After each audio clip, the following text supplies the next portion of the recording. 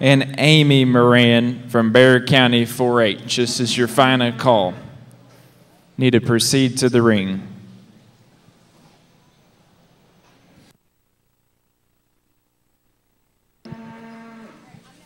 This is your first call for Class 2 of British Steers. First call for Class 2 of British Steers. Please move into the staging area.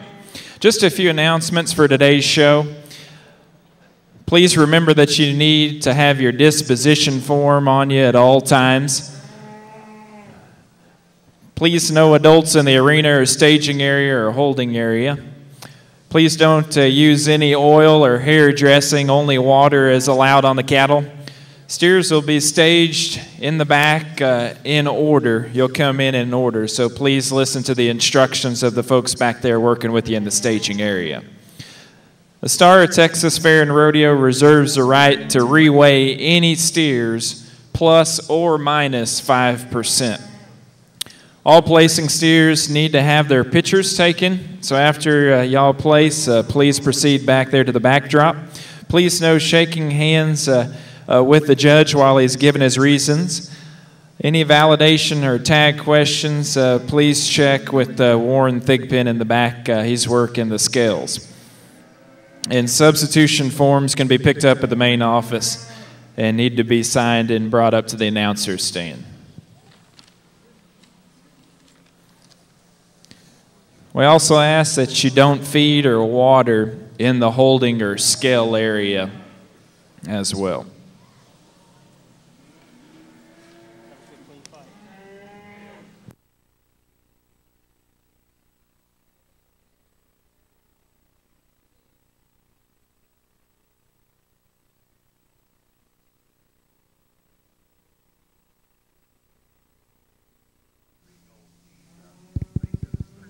Check 1, 2, check, check.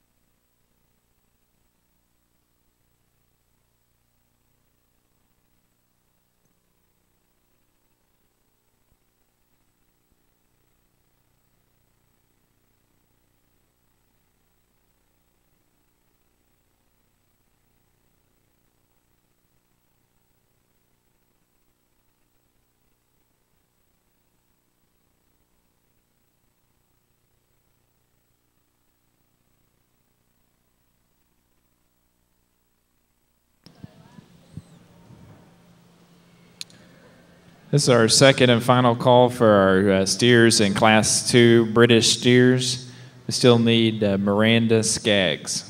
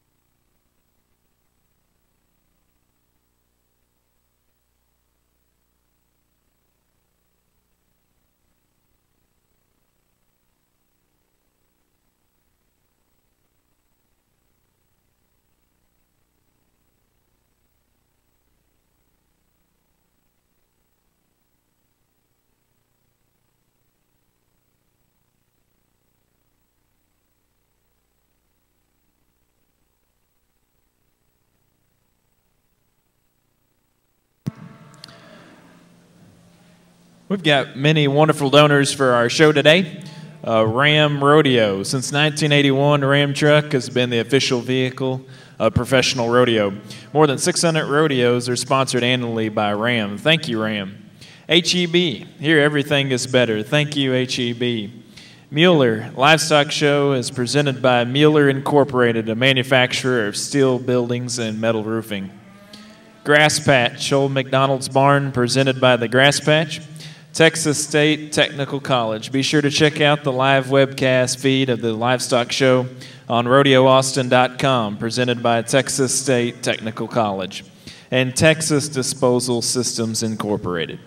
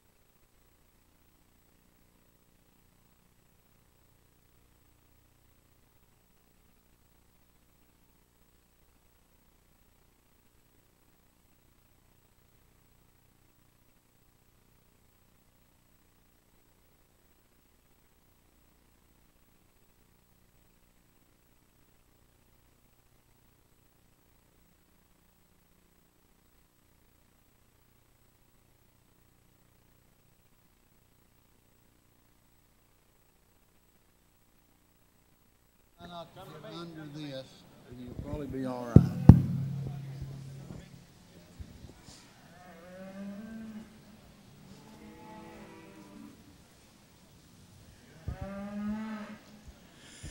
Good morning, everyone. Pleasure to be here with you in Austin and to be back judging your market, junior market cattle. And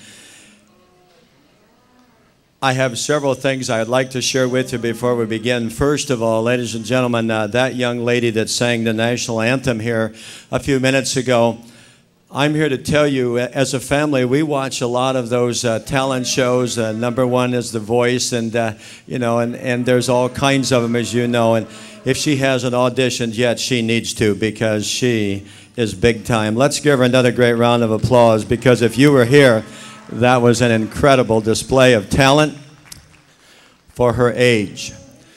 Number two, tremendous honor to be here and working with Dr. Ryan Rathman. I'll just say this, and probably will have more to say at show's end, but when you consider who may or may not be an announcer at a given event that you judge, ladies and gentlemen, this is pretty big time. So I'm really excited out here, and we've got some students from TAC and a great ring staff, and it's going to take us a class or two just to get into the swing of things and how we want to use this newer setup in the ring.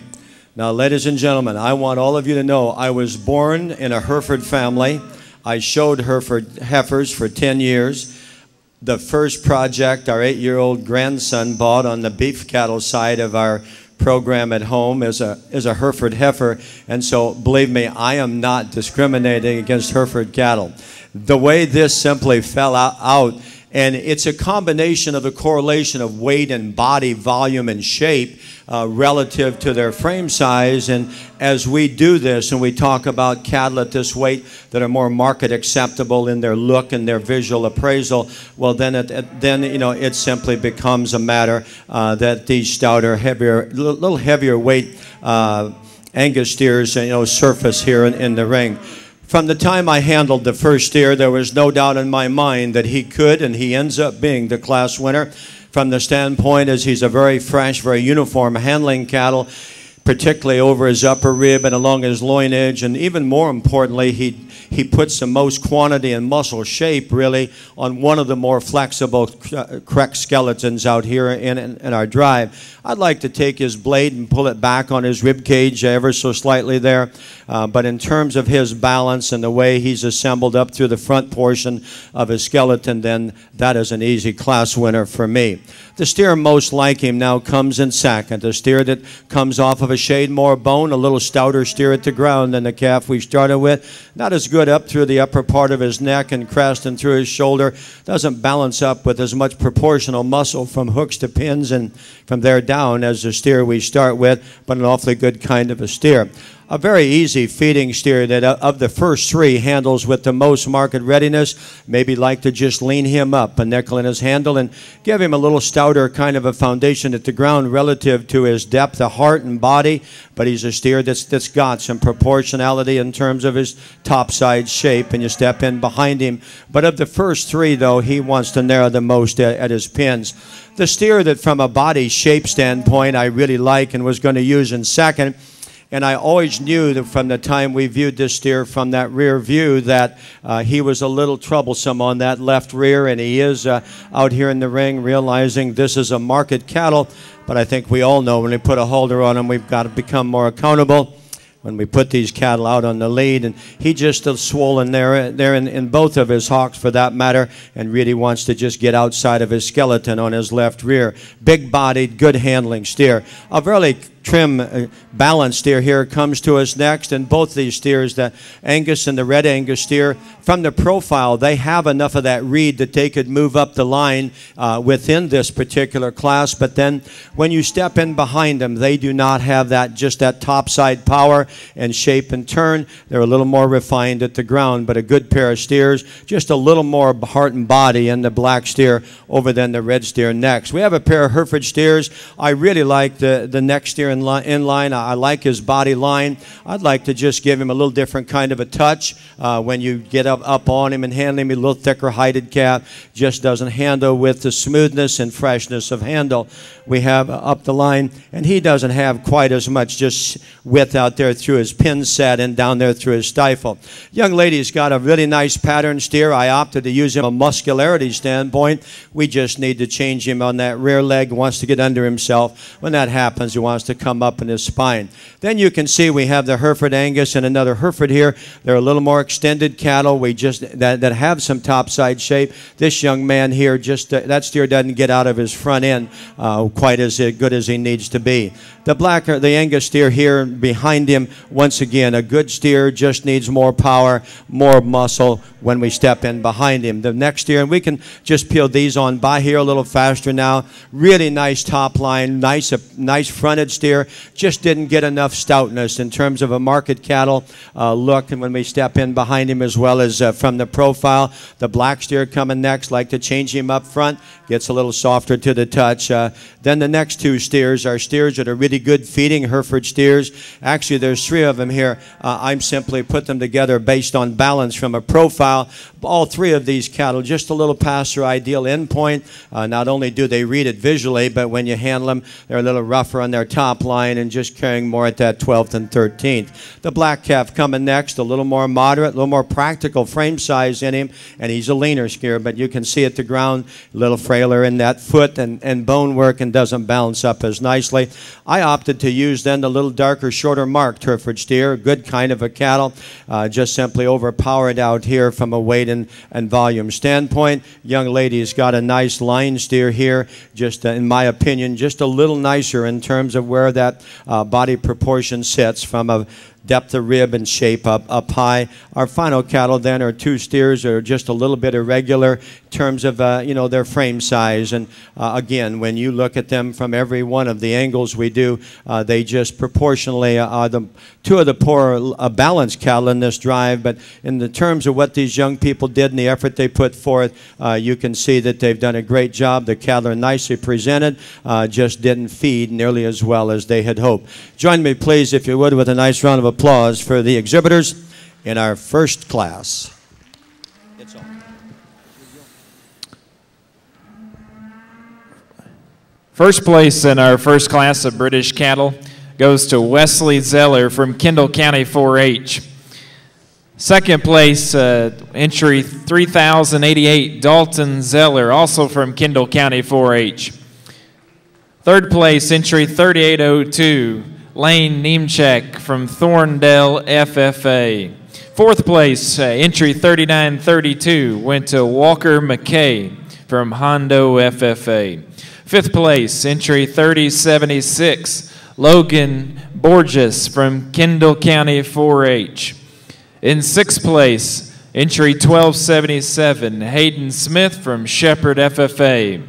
Seventh place went to entry 1024, Cade Waldrop from New Braunfels FFA. Eighth place, 2806, Kristen Alba from Hayes County 4-H. Ninth place went to entry 912, Xavier Nuncho from McCullough County 4-H.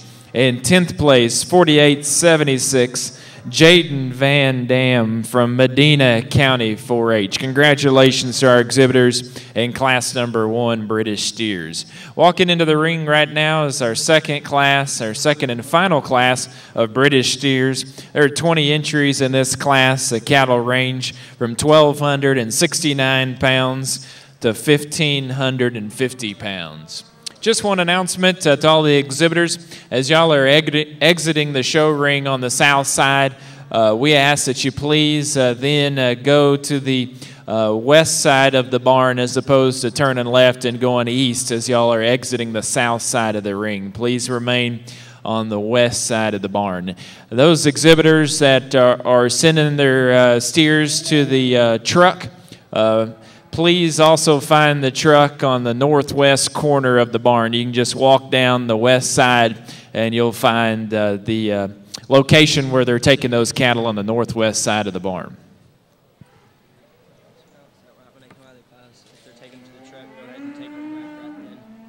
And we ask if y'all are taking your cattle to the truck that as soon as you are done showing, please proceed back there and take them immediately after your completed showing.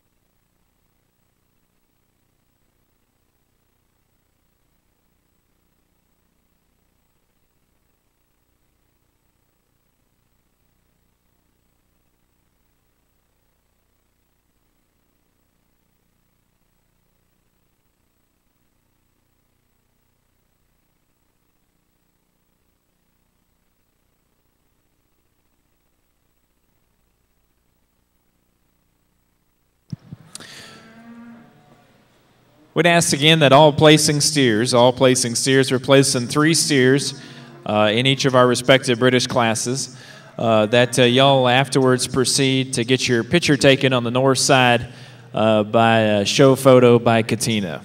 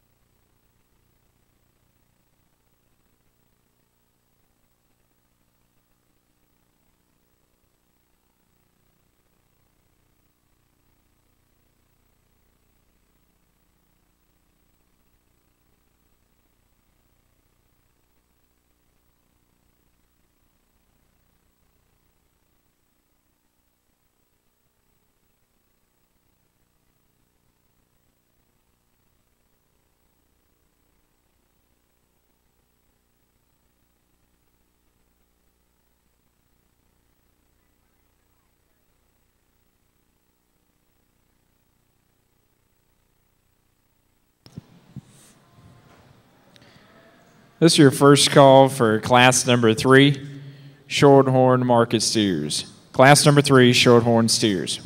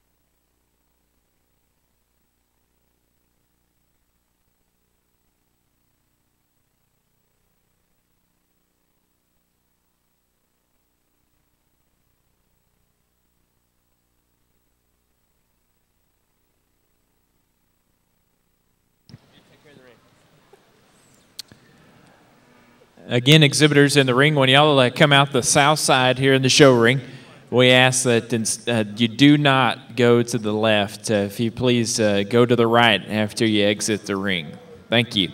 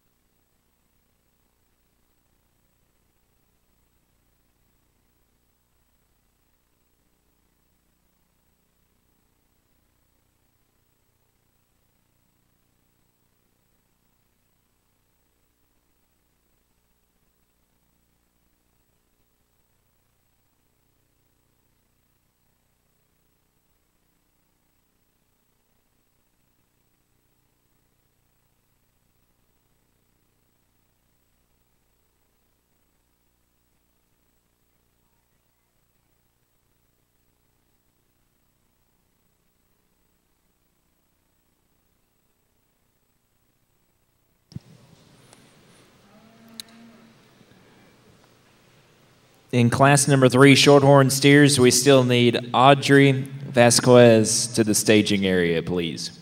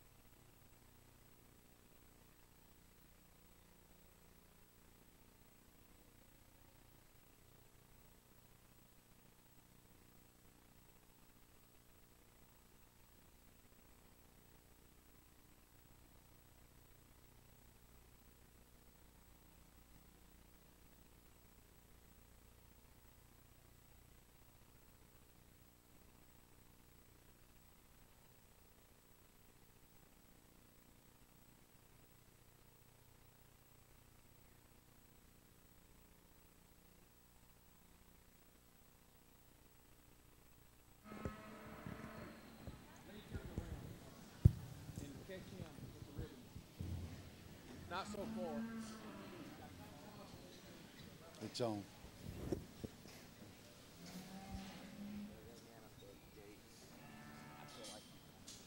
In a positive sense. From the get-go in this class, there was no doubt in my mind that the louder mark steer we're starting with here was going to be one that I was going to have at the upper end of the class. He handles the freshest and the most genuine from his blade back, particularly over there along his loin edge. I love the steer in his lower body cavity. His underline comes out of his sternum, I think, very, very genuine and natural. His natural base width at both ends of his structure, I think, indicate that he's a market cattle in terms of end product capabilities, and as well as I love his foot and bone. Everything matches there. There's some that may want to lay that shoulder in there just a little more snugly or smoother, but it's hard to make him with this kind of topside power, and yet I think he's more than adequate how he gets out of his shoulder. When you use that steer to start with, then our short mark steer that stands in second is one that, from a profile, there's no one better in this particular lineup, in my opinion. Really a heads-up steer. Love the way his blade sets on his rib cage, transitions into his heart and forerib there, and he's really fresh and lean to the touch and has enough muscle. I kept looking at this calf in this lineup and thinking to myself, does he have enough just sheer power? Once again, then I asked the young lady what the steer weighs, and he just misses the first class by ever so few pounds. And when you consider that he's a mid-12 weight or upper 12 weight steer there, then I think he fits in there very, very nicely. Tremendous at the ground. Our pair of black steers that we have third and fourth here, I really like the power and the rib shape that we have in the black steer. Really a good cattle from the standpoint of handling over his loin. It needs to give him just a nickel more bone for me personally to match that body shape and depth, and then just see him a little different up at that front end. He's a little rounder in his shoulder, gets a little crestier about his neck. The next calf in line is one that from his shoulder back, he's a true meat animal, if we might use that phrase, just in terms of his power up high.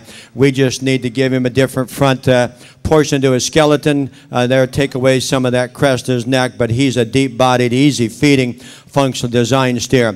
We come by next with a steer I moved up a notch in this class. Love the steer in terms of his length of profile. He's great at the ground. Just need to give him a little more shape up high there in his upper rib along his loin edge. The next steer here, the light-colored steer, we're using in next. This is a great steer in terms of its foot and bone. When that steer is allowed to stand and kind of relax, you'll want to come in at his hock, be a little plainer in terms of his shape. Have a pair of steers here that from a mobility standpoint, we'd like to change here. The young man steer started a little higher in this class, but then as we continued to walk him, this steer you can see wants to put his head down, get a little rigid up there in his top, and just doesn't meet his holes nearly as comfortably as the cattle above him. And for that reason, I chose to slide him down. The next calf here, a Hereford steer from his shoulder back. Once again, truly a powerful cattle in the upper portion of that skeleton and back through his hip. Great stifled steer. We just need to change that shoulder. Wants to come a little more set out in that shoulder. And then from a weight standpoint, it might have been a little more concerning where he's going to step down on the scales. I love the black steer's balance. I love his profile. Love his smoothness coming by there.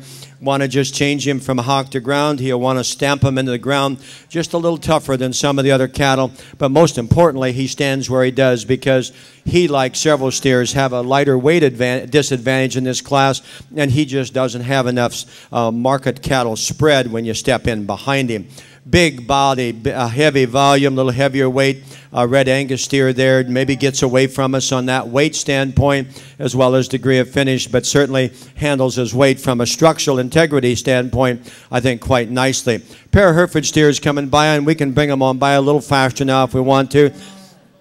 We can see the next calf. The young lady's showing so capably here. Really long pattern. Got some turn to his top. We just need to give him more depth of body to go along with that extra frame size. The more moderate steer the young lady's showing there gets a little heavier up front, a little past his ideal optimum, ideal endpoint when we handle him. A little thicker, a little coarser heighted steer. Maybe pushing the upper end of that yield grade 3s. Our next cattle coming by, once again, like several, has some pieces. We just need need to put those pieces together a little differently from the standpoint he just doesn't couple out of his shoulder into his top nearly as correctly, doesn't have nearly the muscle. We have some plainer design steers here from the standpoint of their muscularity, but they're certainly not plain from a quality and balance perspective. We just pulled the tail head back and set it down between this next year's pins and strengthen him in his top line.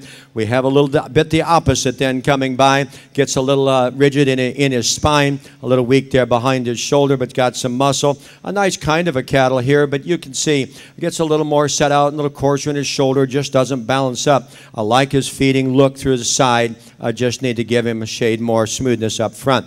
We do get that in our next calf from the standpoint of that extension up through his neck. Got some turn to his hip and quarter, just a little bit, quite a bit rougher to the touch. A little tighter heighted steer that just doesn't handle nearly as smoothly. Our next pair of steers get away from us on frame size, and when they do that then and don't have enough proportional body, we can see that then they don't balance up quite as correctly. The young person's steer there in the red vest there, that steer just doesn't have enough when you study him through his hip and stifle. And then the young lady steer, as I said, gets just a little bit out there in terms of what's acceptable from a frame size, body proportion. Then our smaller statured steer that we close with, young lady's done a great job of feeding him. You can see that. The steer's sound, but just doesn't balance up from a muscle and body shape standpoint. Good class, particularly like the upper end of our steers. Congratulations to all of our exhibitors in class number 2, British Steers. First place in that class went to entry 4671, Chelsea Vineyard from Erath County 4-H. Her steer weighed 1360. Our second place steer was entry 1465, Cody Neal from Refugio FFA, weighing 1269. Our third place steer went to 359, Haley Rector from Paradise FFA. Fourth place, 1856, Rebecca St. John from Samuel Clemens, FFA. Fifth place went to entry 4733, Jake Bonds from Johnson County 4-H. Sixth place went to entry 1591, Caleb Barons from Gillespie County 4-H. Seventh place, 4672, Creed Vineyard from Erath County 4-H. Eighth place went to entry 5096, Brandon Wolfel from McMullen County 4-H. Ninth place exhibitor was Summer Young from Kendall County 4-H. In 10th place in our second class of British cattle, entry 911, Timothy Nuncio from McCulloch County 4-H. Coming in now is our exhibitors, first and second place cattle in our first two classes here in our British division. First place out of class number 1, Wesley Zeller from Kendall County 4-H. His calf is weighing 1,213 pounds. Our first place steer out of class number 2, Chelsea Vineyard from Erath County 4-H. A calf is weighing 1,360 pounds. Our second place exhibitor out of class number 1, Dalton Zeller, 1,237 pounds. And our second place exhibitor out of our second or heavier class, Cody Neal from Ferrio FFA, weighing 1,269 pounds.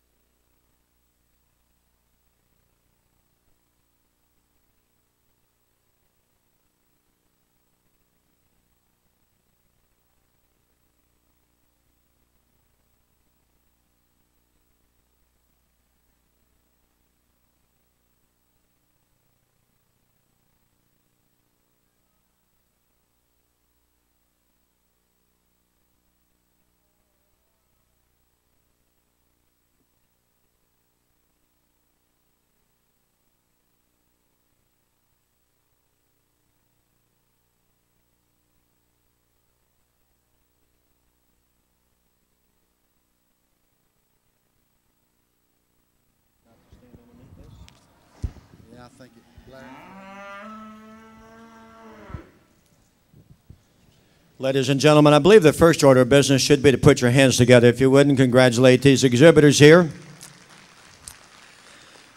I appreciate that, and I know they and their families certainly do also. And as we begin our 2 days of showing these market cattle, as we say so often as show judges, you never know what's going to be coming through that gate. And as we begin a show, and in our first of our 2 British classes here, I think we would all agree that, just getting your feet wet, getting my feet wet in terms of where we're going to be on frame size, body shape, and volume, and correlating that with weight, there was a lot of give and take in those classes. And the 2 steers we bring out here, which are the 2 black steers, first and second, I think represent a very good mid-12 or lower 12 weight kinds of cattle that keep their composition together. If you were to so choose to take them to a little heavier end point, and in doing so, I believe they keep their structure within them from a structural quality standpoint, I believe acceptably well.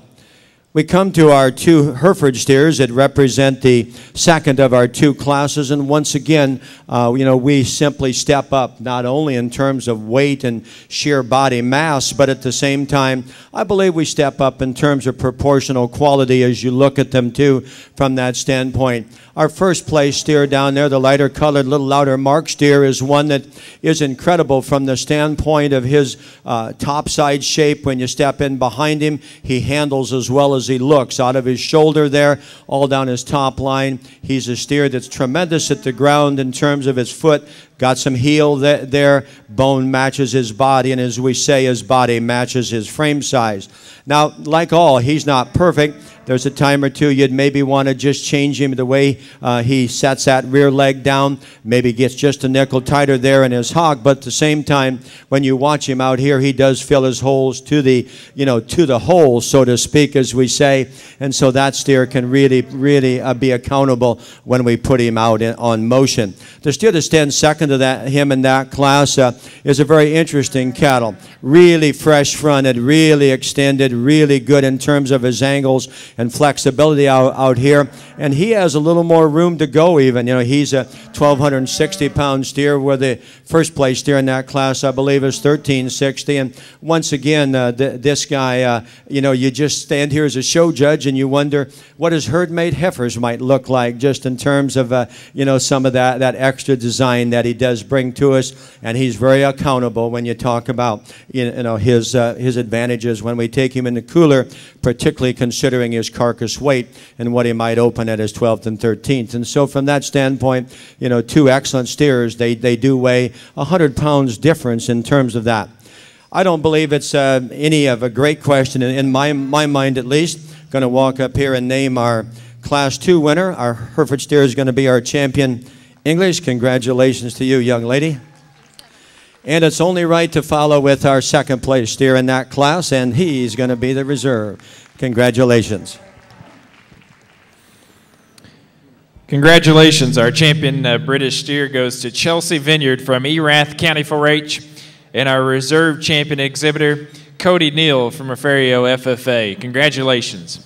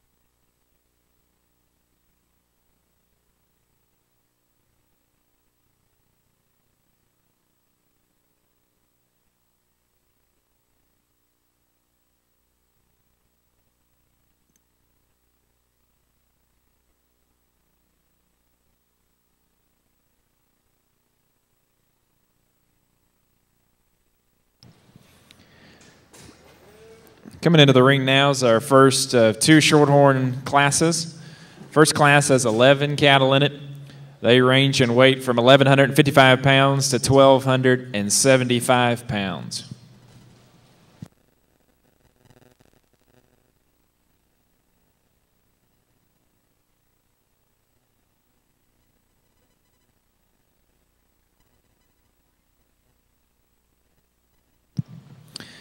This is our first call for Class 4 Shorthorn steers. Please move your way to the staging area.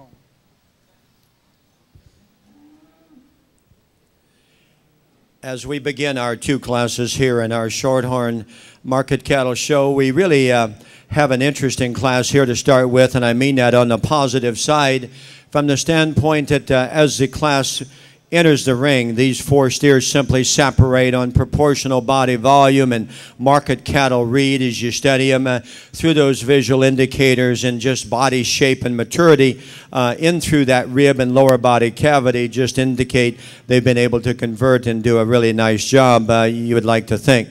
So once again, you separate them many times based on structure. There's no doubt in this judge's mind that the steer that's the most accountable in terms of his carcass value is the steer that we start this class with. And what makes him even an easier class winner then, if you accommodate that one, then you simply look at that neck and where it sets on the front side of his shoulder there. He's a really fresh, uniform, muscular handling steer, and I really believe gets out and covers his tracks, I believe, as good as any. Now, he'll get outside of himself just a nickel on his rear leg there, but in terms of the give and take, as you put a class together, you call him acceptable in that regard, then he can hang a banner in this class, I think, quite handily. The redneck roan steer standing in next is one that's a little farther along in his feeding curve. Maybe you'd like to just lean him up ever so slightly there in the upper part of his rib as one handles him. He's a sounder steer than the steer is in third. Doesn't have the front end look or the genuine combination of lean to fat ratio we have in the steer that we start with, and so we use that particular cattle in second. In third, the light roan steer is one that we really appreciate from the standpoint of his natural lean handle up high, and that's where he excels, the steer just ahead of him.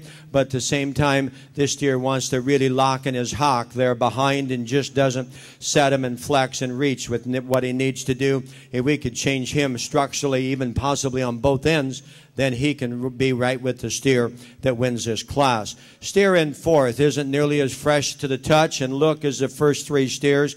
Steer in fourth handles just a little rougher and staler there over his loin edge, doesn't have the body proportion when we get right in behind him in terms of width over his top and back through his hip and down through his stifle we have in those first 3.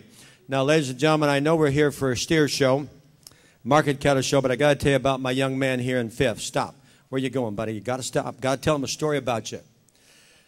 Now, what I'm about to tell you, we call in our family worth the trip. As we say that often, and you never know when you're going to meet that young person in the show. And so, in no specific order, I said, young man, how old are you? And he said, I'm 11. That's hard to believe, isn't it? I don't know what he meant by that. Then I asked him, I said, I moved you up 1 notch because you have a leaner handling steer than the young lady steer right behind you. And he said, what's that? And I said, well, he's trimmer over the finish. I said, you've done a good job of feeding him, didn't you? And he said, well, he paused and he said, well, I'm off doing a lot of different things sometimes, and my dad basically feeds him. and then he really got to me, because then he said, sir, you judged Houston about 3 years ago, didn't you? And I said, yes, sir, you're my man. And so once again, we had a lot of fun out here. And he's got a great personality. Never, ever, ever try to caution it. Or I mean, he's going to be in marketing and public relations because he can flat get her done. Now, the front 2/3 of his steer can get it done. From the steer's hook bones forward, he's got a nice look to him, doesn't he? Neck sets up there, got some freshness to his front end. Really has some shape there, and the upper part of it is rib. But then we get back behind him, really wants to taper off, and his pins wants to funnel down through his base behind. We need to give him more flank in relation to his chest depth, but at the same time, a quality steer that's certainly really good from a handling standpoint as well as from a soundness standpoint. So you can take him on out. Good luck to you, buddy. You got a good future. Coming by next, a steer that's more like the first 4 steers, and you can read that from the outside bleachers, can't you? Body depth, market cattle, fat steer look to him. This steer's a little past his optimum in my opinion, just in terms of being the softer handling of the first 6 steers. Doesn't really meet you at the ground with quite that substance and depth of heel we have in those upper end cattle, but the young lady's done a great job, and of course, as any show judge would, I said, is there any reason this steer is red and you happen to have red hair? And she just smiled. Coming by next is the steer with the white markings, and once again, a steer that's got some bone and substance and some strength to his skeleton. He doesn't have enough of that turn and curvature up high, that muscularity of look, not quite as fresh. I like the length of pattern of our next calf. The young man does a nice job at the stick with, but we can see that he doesn't have enough proportional of his body proportion in the rear third of his skeleton there. Wants to be a little higher in his flank and just doesn't tie down deep enough in his quarter, but a good steer in terms of some length and some natural extension. I like the frame size of the young lady's light roan steer here coming by next. He wants to get a little rounder, though, in his entire contour up high. He's rounder out of his top side of his shoulder there, and the same holds true as you come back over his loin edge and back through his tail head and pin relationship there. The steer's really good at the ground. I love his frame size, and he's got a real nice uniform kind of a touch to him. Our final 2 steers, and once again, the young lady here in the vest does a great job at the stick of this particular red calf here. Steer's got some body line to him, both top and bottom, but he really wants to narrow up in his top side, and then we need to just give him a little more substance there at the ground to run with those stouter steers. He just, good steer from the profile. It's both ends that become a little concerning. Same holds true for a white steer. Young man's done a great job of keeping this steer clean.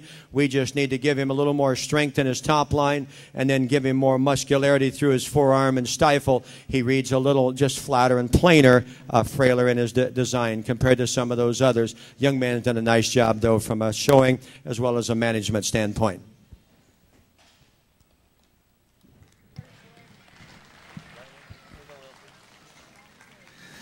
Congratulations to all of our exhibitors here in the first class of Shorthorn steers. Our first place exhibitor was Caden Erie from Salado FFA. Our second place exhibitor, Audrey Vasquez from Webb County 4-H. Third place went to Dylan Miles, Nolan County 4-H. Fourth place exhibitors, Aaron Williams from Rogers FFA. Our fifth place exhibitor, Cutter Coates from Andrews County 4-H. In sixth, Soraya Feeney from Hayes County 4-H. In seventh, Taryn Landis from Guadalupe County 4-H.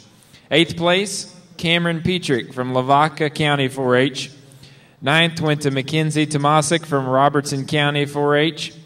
10th went to Jordan Jaskina from Poth FFA. And our 11th place exhibitor was Blaine Hunt from Ward County 4-H. Walking into the ring right now is our second class and our last class of Shorthorn steers. There's 10 exhibitors in this class, and the cattle range in weight from 1,300 to 1,450 pounds.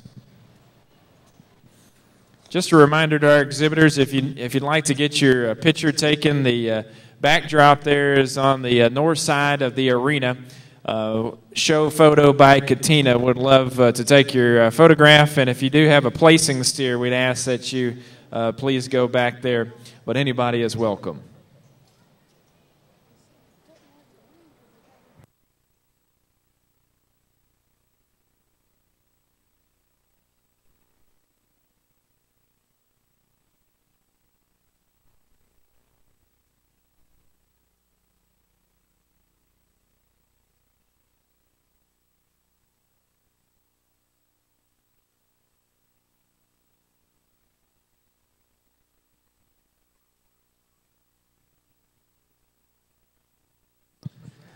This is our first call for class number 5, Brahman steers. There's only one class of Brahman steers, so please move to the staging area.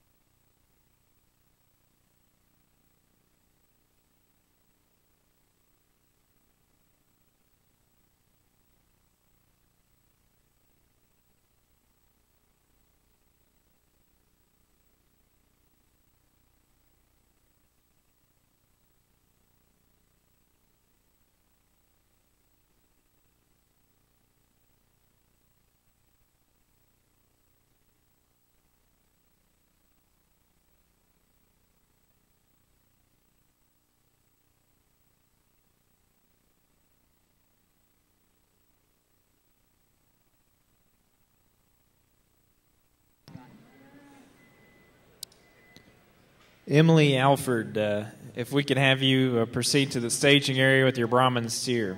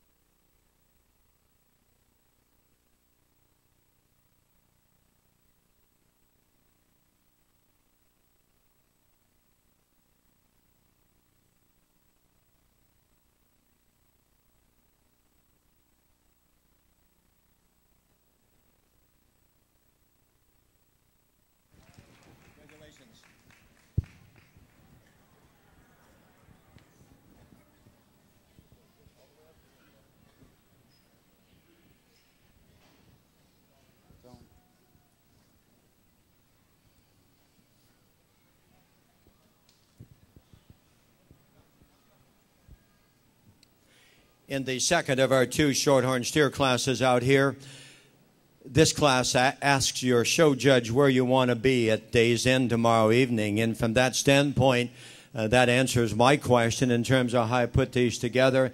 And I'm more comfortable with the frame size and the proportionality that I see in the red steer with the white markings that wins this class. He's the body shape steer that you really, really appreciate. I like to steer at the ground in terms of his angles are more than correct enough as he covers the pin out here. And then he's one that really gives you a tremendous amount of upper top shape there when you step in behind him, well as when you handle him out over his upper rib and back through his loin edge.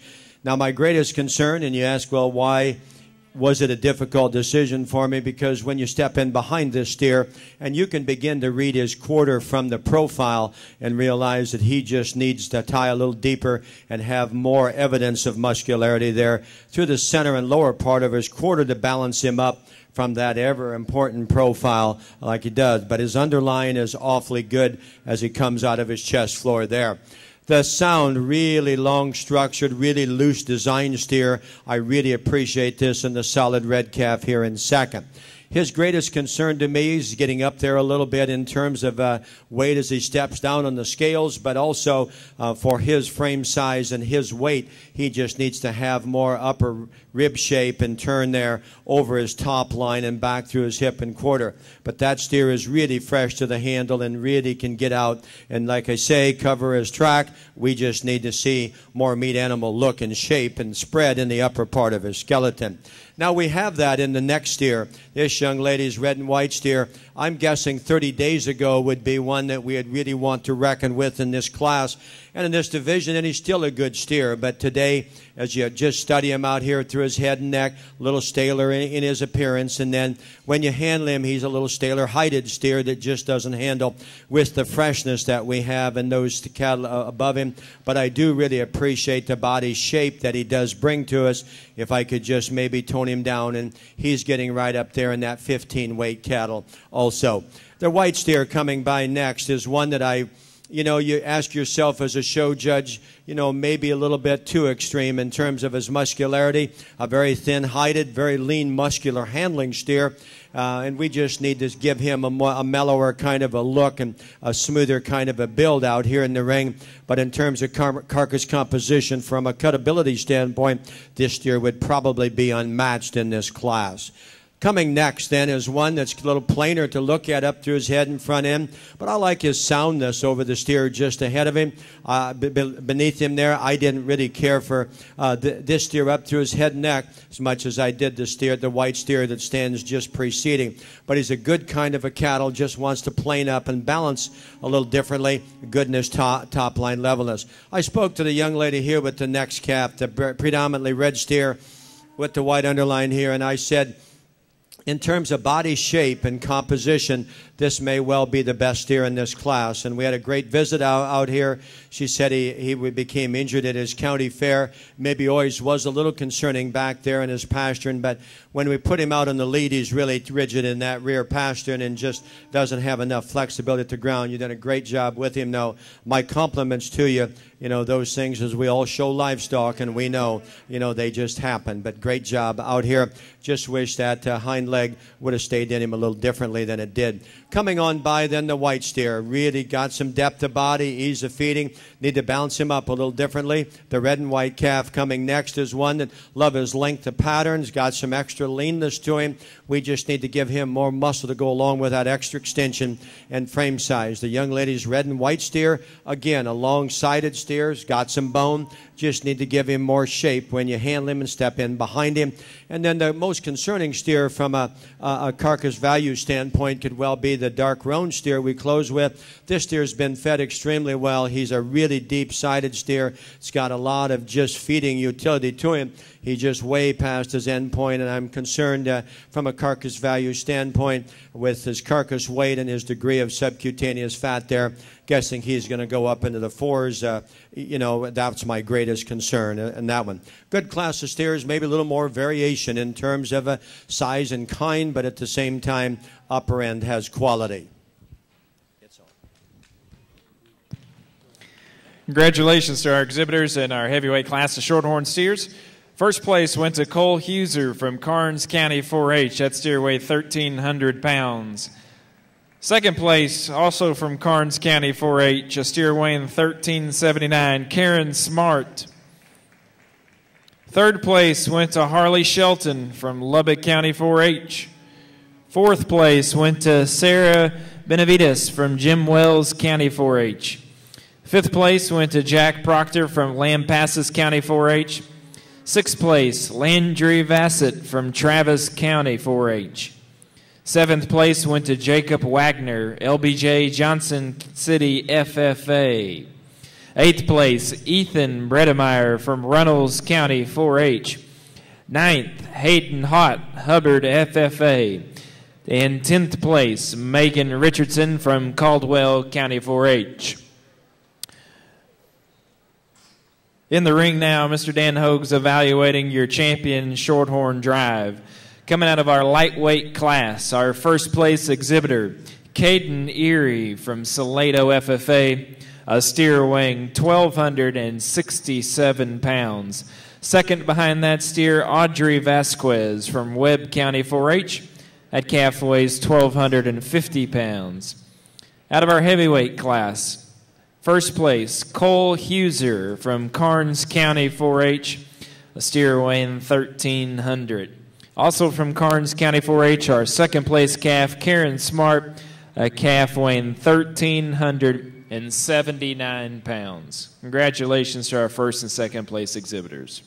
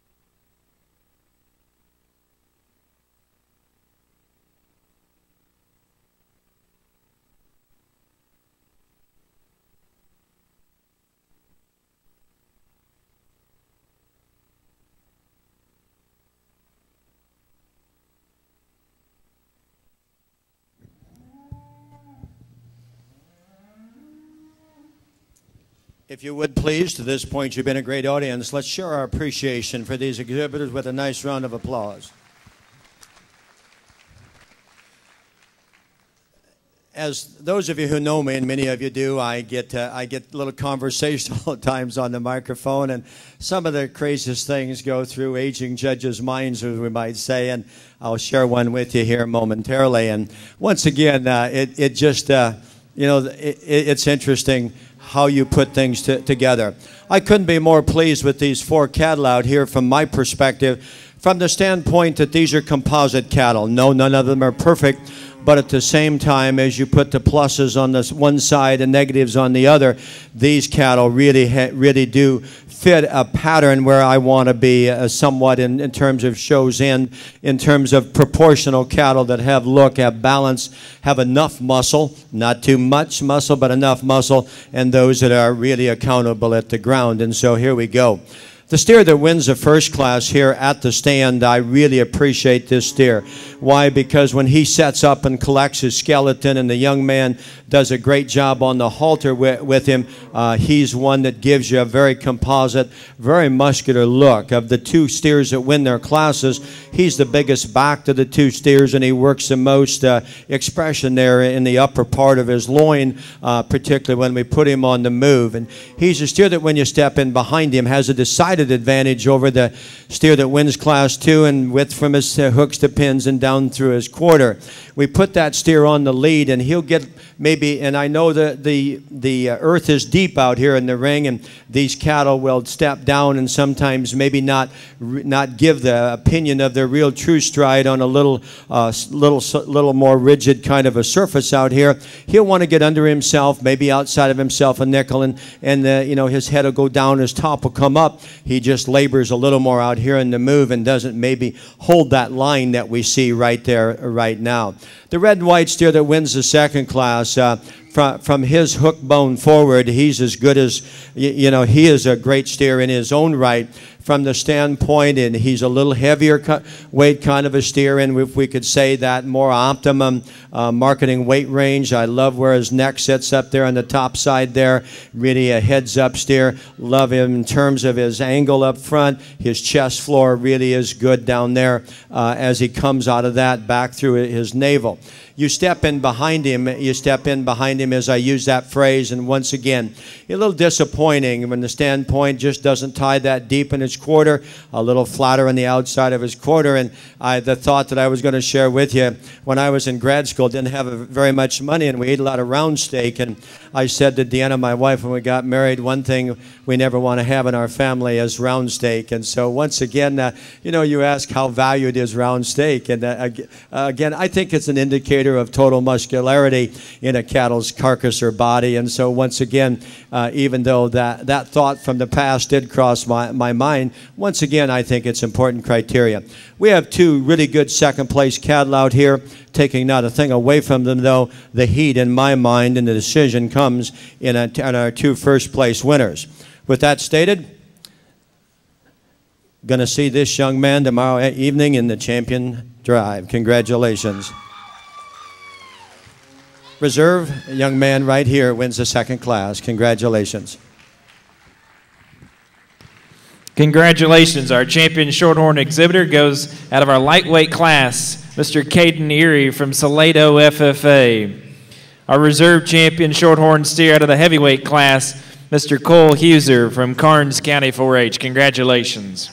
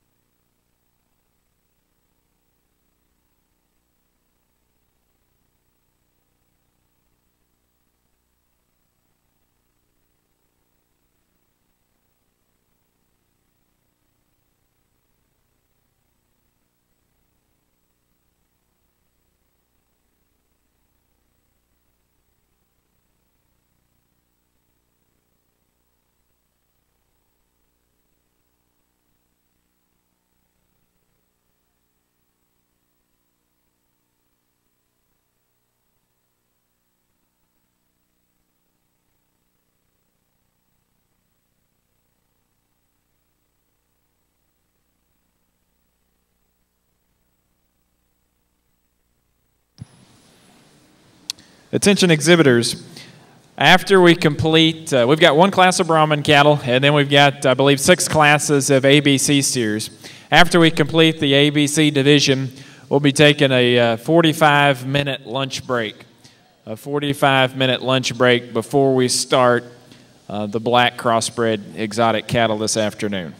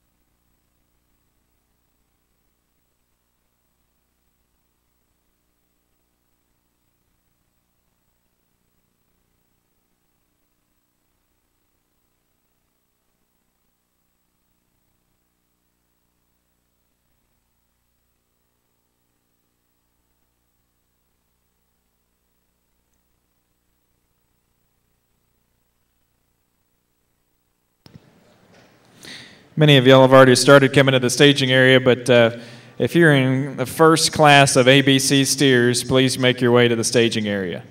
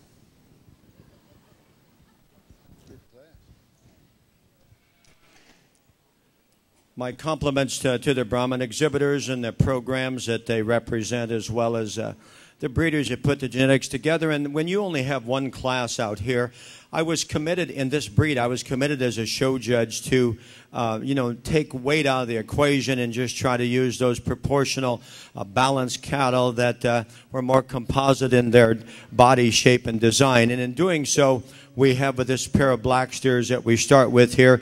And I pair them up not because they're black, but from the standpoint that what they represent. Undeniably, the steer that has the most true muscle shape in his top and back through his hip and down through his lower quarter. You read it from the profile, and the same holds true when you view him going right away from you. He's natural in his base width. I'd like to give him just a little cleaner kind of a front end. They'll want to weaken right there behind his hump ever so slightly there. That I'd like to just strengthen him right there. And he obviously doesn't like banners. So we'll give him a banner later. How's that? There we go. And, once again, just a really great steer at the ground, really flexible. Nice job of showing by this young man. Steer in second is most like him. In fact, he holds his top line a little truer than does the steer we start with. He reads a little cleaner in terms of his undercarriage, as well as up front there, through his dewlap. But at the same time, this steer doesn't have nearly the power right to the upper and center portion of his quarter, and doesn't give us quite that muscular handle we have in the steer we start with, but both are very fresh, very uniform to the touch. Steer in third is a steer that either had to be first or third, in my opinion, out here. This steer, without question, is the steer that's the nicest in his top line. He's the nicest in terms of his levelness of rump, and he gives you a very nice profile. Relative to his frame size and weight, I'd like to give the steer just a nickel more bone, and maybe most importantly, give him more curvature to the center part of his skeleton or body. He's a little flatter in his rib, and he handles that way as he comes out of the top side there, right behind his shoulder, and just doesn't give us that spread relative to his frame size and weight that we have in those other two cattle. But that's an awfully good steer. Maybe want to see him reach just a little more aggressively off of that rear leg. Our steer in third is one of the lightest weights. Our fourth is one of the lightest weight steers in our class. I like to relax him in his top, but here's one that's really fresh to the handle, one of the really good handling cattle within our class.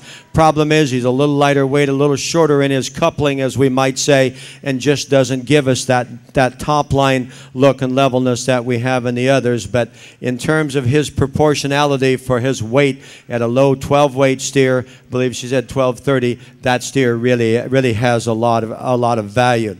I love the next steer coming by, and we can pick up the pace here a little bit. Long spine, really long hip, great hind leg. I just need to strengthen him right behind his shoulder there to move him up any higher. Wants to come out a little more in his shoulder, but a great job on the halter by this young man. And from his shoulder back, that one's awfully good also.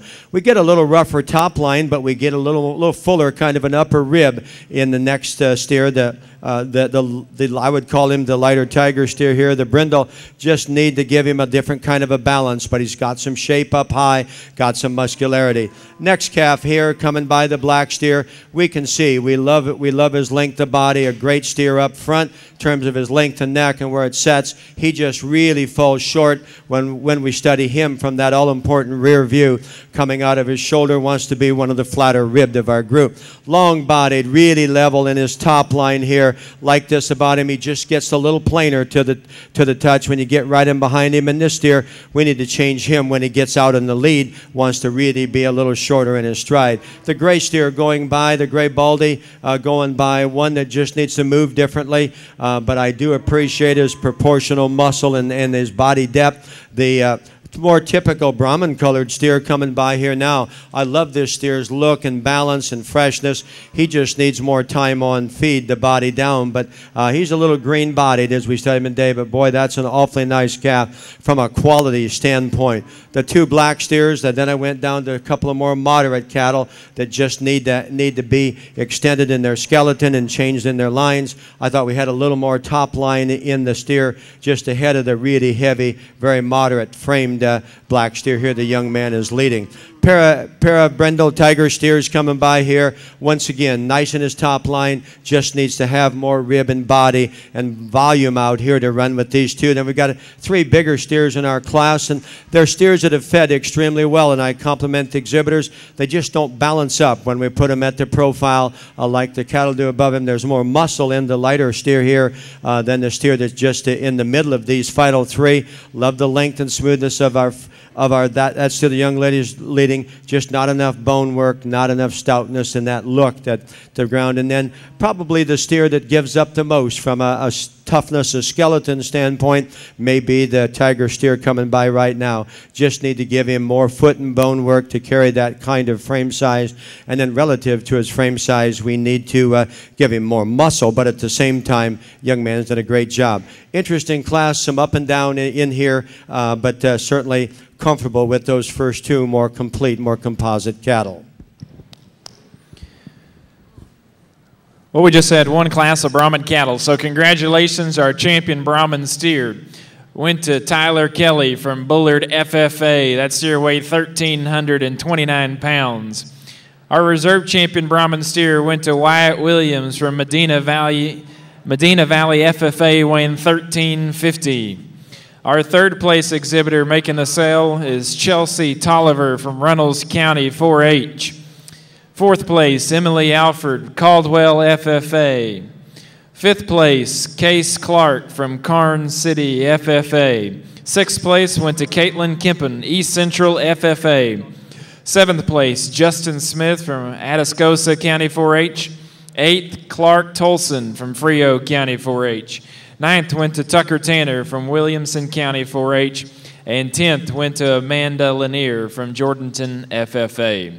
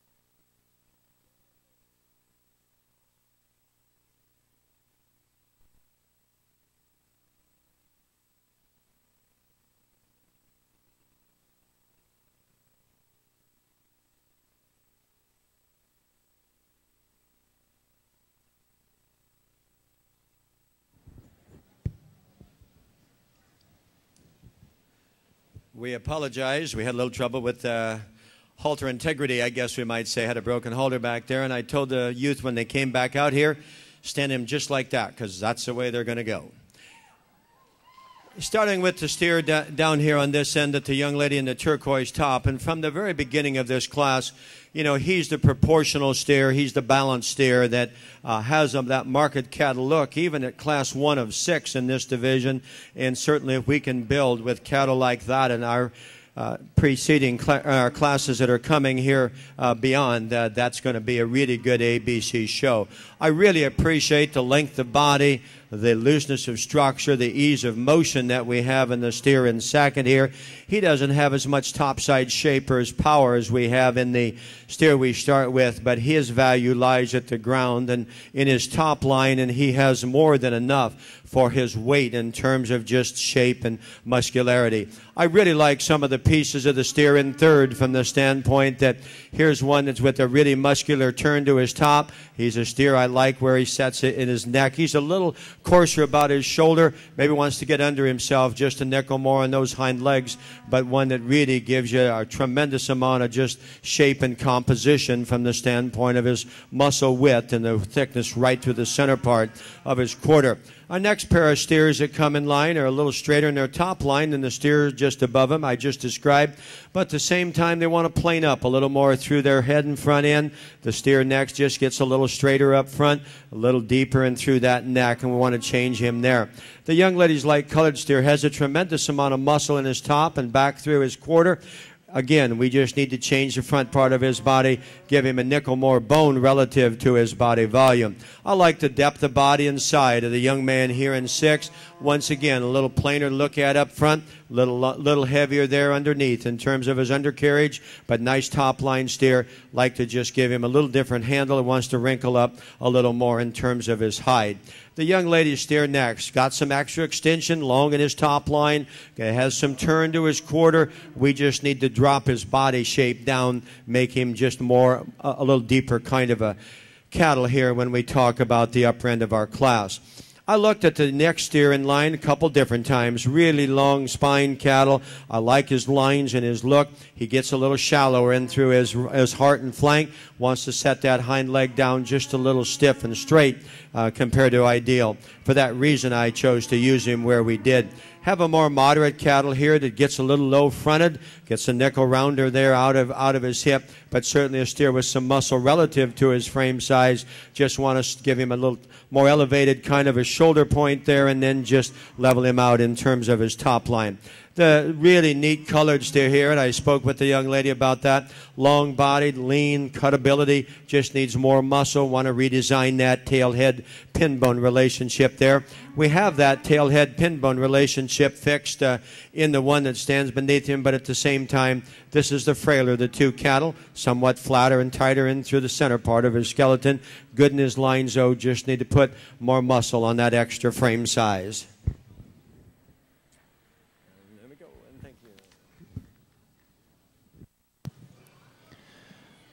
That was our first class of ABC steers. First place in that class went to Carolyn Wagger from Rudder FFA, calf weighing 1,115 pounds. Second place, congratulations, Jordan Schneider from Poth FFA, calf weighing 1,097 pounds. Third place went to Corby Kellermeyer from Wall FFA. Our fourth place exhibitor, Will Hussey from Brazos County 4-H. Fifth place went to Maggie Fetzer from Pearland FFA. Sixth place, Grayson Yates from Ellis County 4-H. Seventh went to Jordan Hevner from East Central FFA. Eighth place went to Maggie DeVroe, Grosbeck FFA. Ninth place, Kate Osborne from Bandera FFA. 10th went to Kelsey Dorick from B County 4-H. And 11th went to Austin White from Lamb County 4-H. Walking into the ring right now is the second class of ABC steers. This class ranges in weight from 1,117 pounds to 1,230.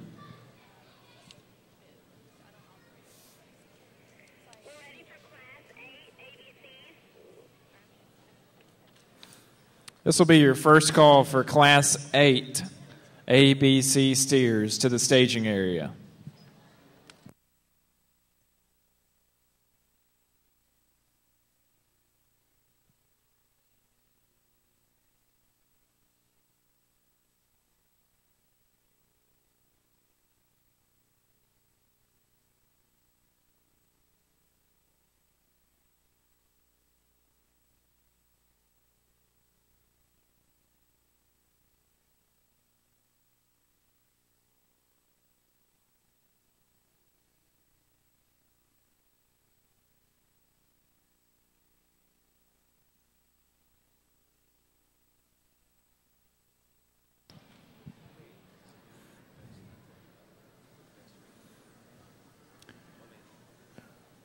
For the exhibitors that are first or second in their class here in our ABC division, you have the option of remaining in the staging area back here by the scale until the breed championship drive, or you have the option of going back to your stall. If you do go back to your stall, though, be mindful that we will reweigh the cattle before the championship drive.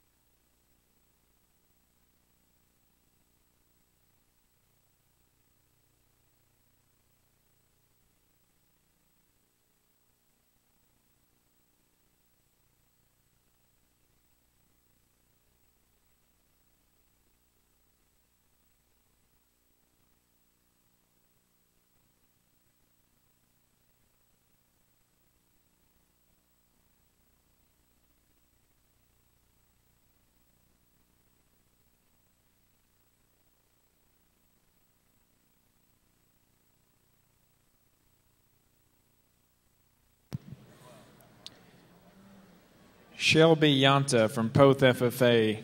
Still need you in the staging area.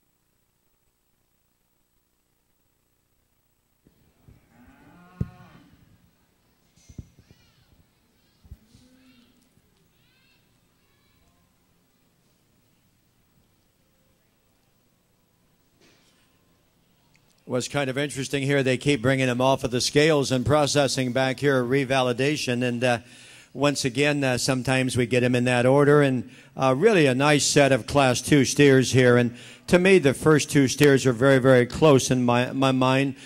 The difference is when you step in behind the cattle and when you handle the cattle, the advantage goes to the black steer, simply from the standpoint of just having more upper rib shape, spread, and curvature to roll to that upper part of his skeleton compared to the steer that stands in second. And then he, too, has the advantage out through his hip, a little stouter pin steer, and certainly has the advantage in muscle through his quarter. It's a question possibly of physical fill, and maybe a little too lean would be the advantage, the disadvantages of the steer in second. Why? Because I love this steer in terms of his top line integrity. He's the best steer out here in terms of at the ground, in terms of his angles, the way he meets his holes. But at the same time, he's a little empty. You can see that in terms of physical fill. And along with that, he's a little bare and flat to the from about his mid-rib back. And we just like to give him a little more upside roll there to that rib cage, and then we'd be good to go and a little more physical fill today. The steer in third is one that's a little difficult to handle. I like his composite build. I really appreciate his depth of rib, and he's a proportionally muscular steer. Not as attractive up through his front end as the two steers above him, in terms of being just a little deeper through his chest floor. And when we put him at the profile, he falls out of balance in terms of his top line versus his underline.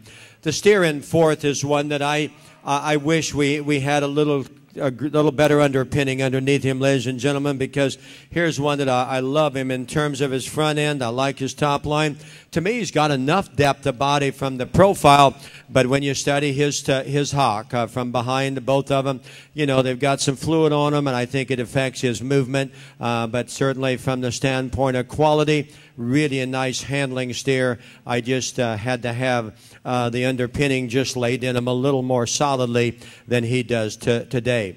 Then the brindle steer coming next is one that also gives us some natural extension, some natural length of body. He's a steer with some curvature and shape up high.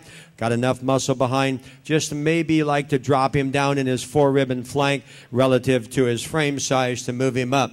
A good steer here from his shoulder back that the young lady is standing here in 6. Gets a little forward in the placement to his shoulder. When we put this steer out in the lead, his head drops. He doesn't keep the integrity of his top line together, nor does he come off of his hind leg with quite the reach and drive that we have in some of those cattle upper end of the line.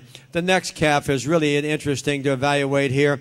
Maybe just a little more leather than ideal. Obviously, certainly we can't say he doesn't have breed character. I like this steer a great deal. We could just take away some of that extra looseness there in his neck and down low and through his sheath, because you take that away and study his lines. He's a good kind of cattle, just a little plainer out here for me today, and handled, I think, very acceptably as well.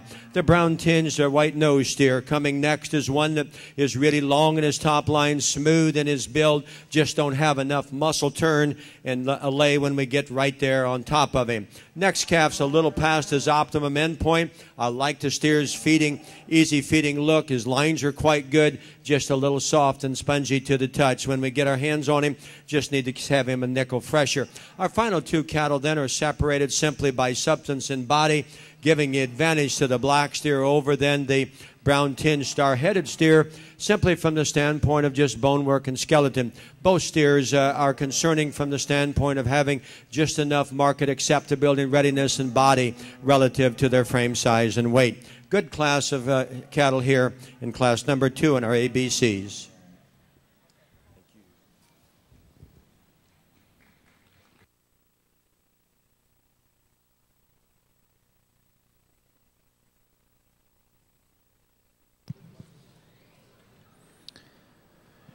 Congratulations to our exhibitors here in class number 7 of ABC Steers. Our first place exhibitor went to Hunter Peterson from Medina Valley FFA. Our second place exhibitor was Dakota Jaskina from Poth FFA, and both those exhibitors made the premium sale. In third place, Gage Bush from Wilson County 4-H. Our fourth place exhibitor was Chloe Finley from Robertson County 4-H. Our fifth place exhibitor, Trayton Clark, Karn City FFA. Sixth place went to Killy Molkajak from Washington County 4-H. Seventh place went to Emilio Ordo from Somerset FFA. Eighth went to Stephen Fisher from Wilson County 4-H. Ninth went to Tyler Lyons from Burnett FFA. 10th went to Stacy Garza from Robstown FFA. And 11th place went to Dalton Bryant from Williamson County 4-H.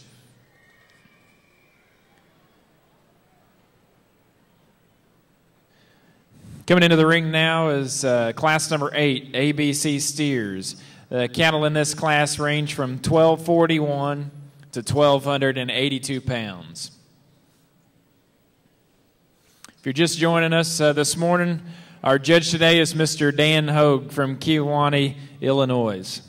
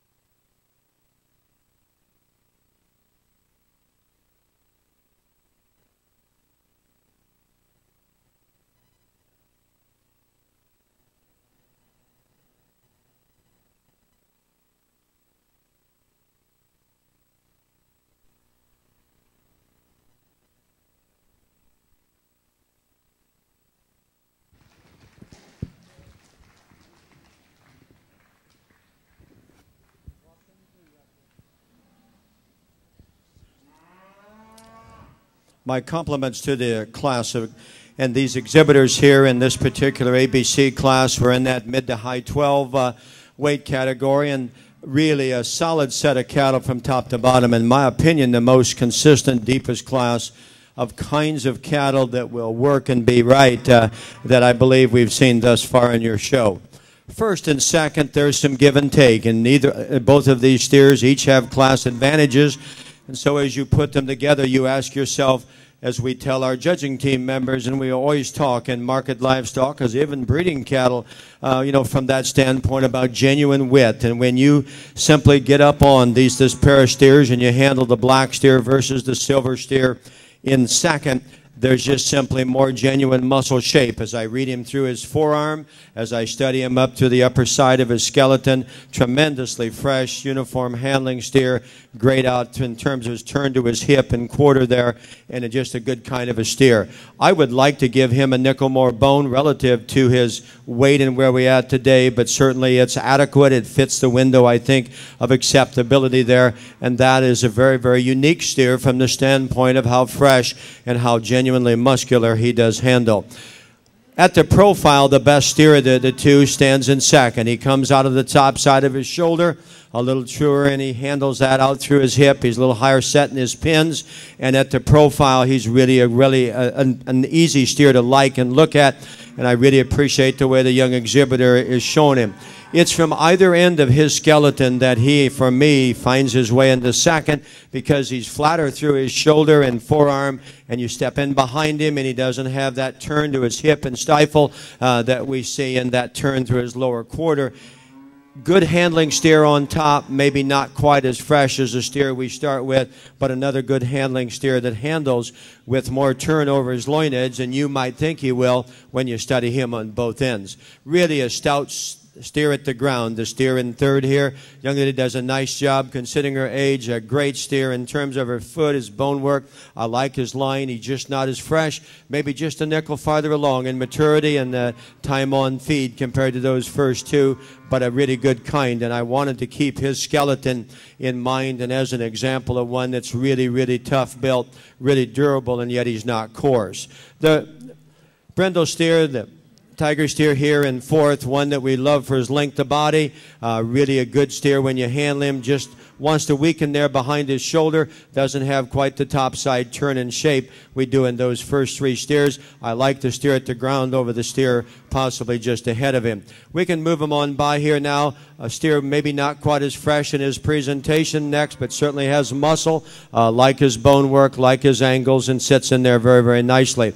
A little nicer top line, a little cleaner underline steer. The young man here leading by just runs out of muscle when you step in behind that one, right there through it in terms of his quarter and stifle. I love the line of the next steer. The young lady's leading, really smooth to the touch, but once again, we just don't have that adequate amount of muscle when we talk about market cattle at this weight in terms of at least appearance back there through that hip and lower quarter and round. The lighter colored steer here, like his length to top line, a little plainer to the look up front, doesn't handle quite as fresh and doesn't look quite as smooth in terms of his subcutaneous fat. I love the bone and skeleton of the next steer here, but this white underline steer really wants to flatten in his rib and just doesn't have the turn and shape in the center and upper part of his skeleton to lay more muscle on that top side. Then we have a really nice steer in his top line. I moved up 3 places here. Of all the cattle, probably the flattest in through his hip and quarter. If we can intensify that muscularity and put it on that integrity of a skeleton, then we could certainly move him up the line, but just needs a little more toughness of build. We need to have just a stouter kind of a rib shape in him. Our final 2 cattle then, the young man steer here, just a little straight in his hock, wants to be a shorter in his step off of both ends, and then the young lady steer that closes really has some bulk and some volume to him. We just need to redesign some of that bulk and volume. He's a little cresty and masculine about his head and neck and doesn't bounce up nearly as correctly up the line.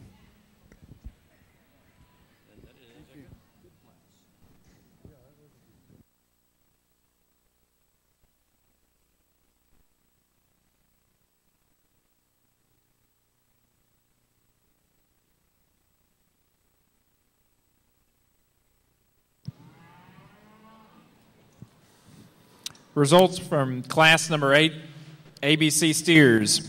Your class winner was Mark Zeller from Kendall County 4-H with a steer weighing 1248.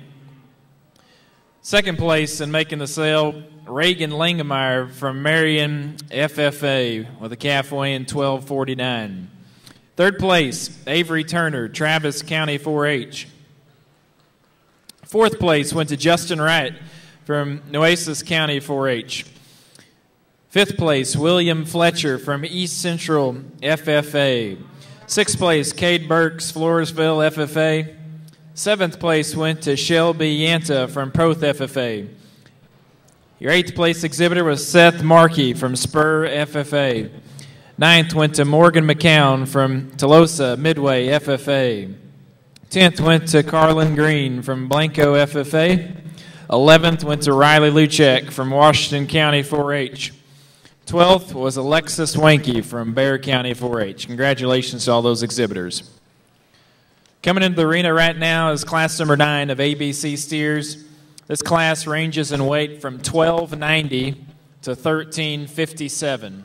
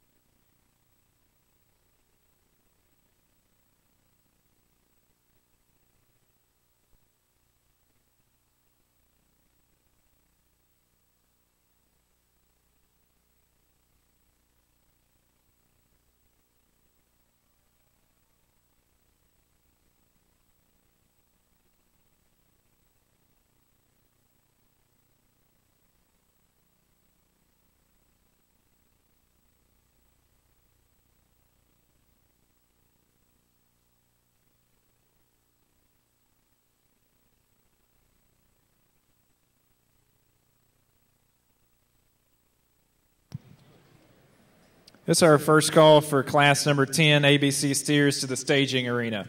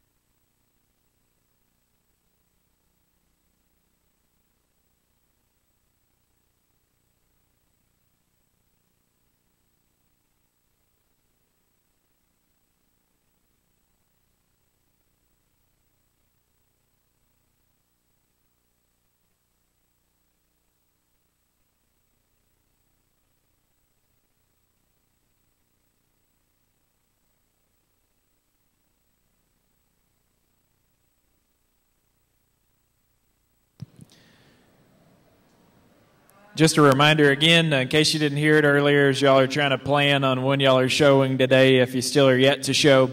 After the conclusion of the ABC Championship selection, we're going to take a 45-minute lunch break before we start the black crossbreds.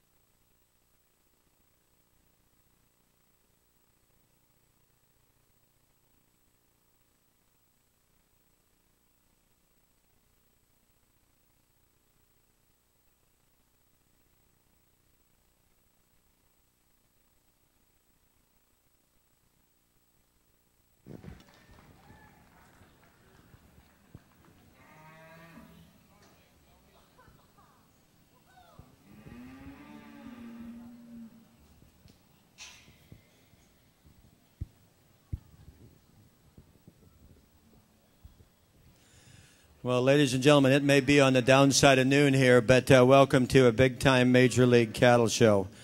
This is Major League out here, and there's some heavy hitters out here, and we'll just leave it at that right now. And when I don't care what breed of cattle that you show, what breed of cattle you like or raise, I just want you to look at these first 3 or 4 cattle out here, and then, oh my goodness, and then that's enough said. The Tiger steer that wins at the stand, there's no steer out here that can come close to him. This guy is immense topped in terms of his roll to his loin edge from his last rib back. Just tremendous in terms of that. His stifle and his quarter volume. He's really good in terms of his handle and freshness. I like the steer's head, and yet it's clean, yet it's got some strength and feature. The neck sits on there just right. Got the right kind of underline and undercarriage in the breed that we're talking about here in the breed category, and at the stand, he's unprecedented. When you put him out on the lead, though, he can get beat, and he just about did. Why? Because he'll want to come up in his loin. He'll get under himself on his, and particularly his right rear, and he'll knuckle that pastern ever so slightly. And when that happens, then of the first 3 steers, he is the most incorrect out there through that. And so that then makes the decision-making process for this judge anyway just a little tougher. But that is an incredibly good steer at the stand as well as when you handle him. And you just need to be on top of cattle like this to really appreciate him. At the lead on both ends of the skeleton, young man in second, you've got the best one because he's the most genuine in his base width at the ground. His 4 legs come out of his body the truest and to the ground of any of the cattle in this drive, and his angles are nearly incredible and impeccable in my opinion. He doesn't have quite the power at the top side of his skeleton. He'll want to weaken there just a little behind his shoulder. And as I said to you time and time again, and I'm not being critical, I'm just sharing this with you, maybe don't overloin him and, let him keep some strength in that top line there. But that steer is built to move, and he's built for speed. And as we say, and I mean, he is good at the ground, and his genuineness in terms of his 4 corners are as good as it comes. The steer in third is one that is probably, in my opinion, the best handling of the first 3 steers.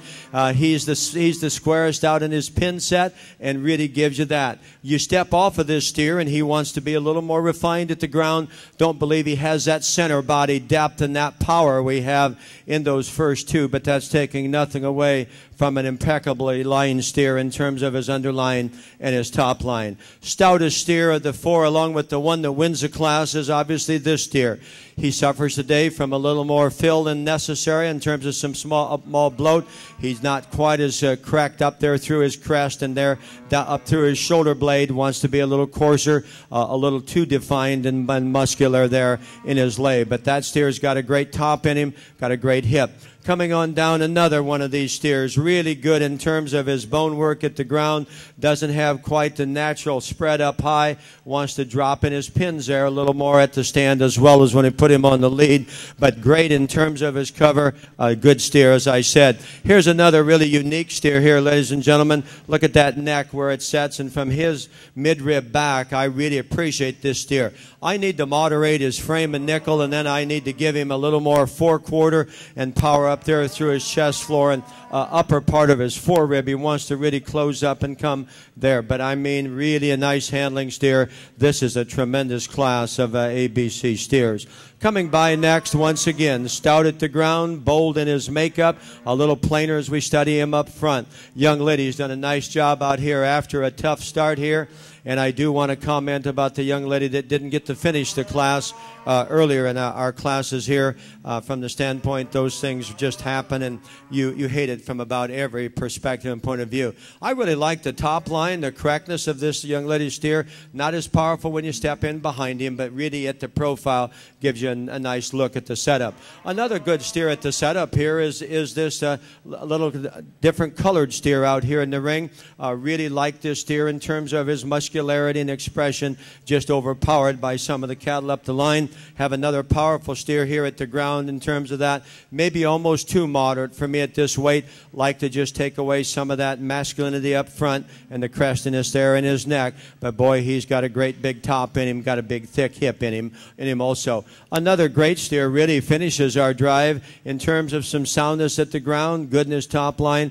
Just the off-balance steer of the group in terms of being a little coarser and heavier up to the fore part of his skeleton versus from what is there back. But excellent at the ground. Great class of steers, ladies and gentlemen.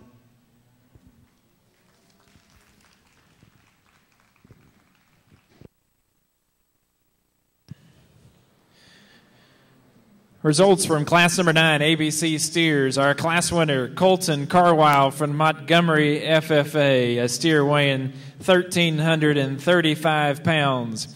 Our second place exhibitor, Kevin Stockman from De Leon FFA, a steer weighing 1,353. In third place, Sophie Britton from Florence FFA. Fourth place, Nicole Carin from Midland County 4-H. Fifth place went to Colby Hada from Granger FFA. Sixth place went to Pierce Snuckhouse from McLennan County 4-H. Seventh place went to Kelton Merrick from Blanco FFA. Eighth went to Claire Tolson from Frio County 4-H. Ninth place, Riley McKenzie, Stephenville FFA. 10th went to Christian Osborne, Bandera FFA. And 11th, Carlos Rios from Somerset FFA.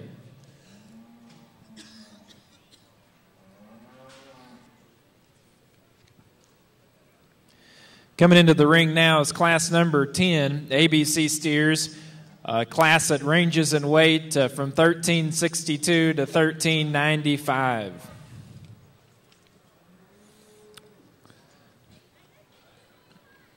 As they're coming in, this will be our first call for exhibitors in Class 11 ABC Steers to come to the staging area.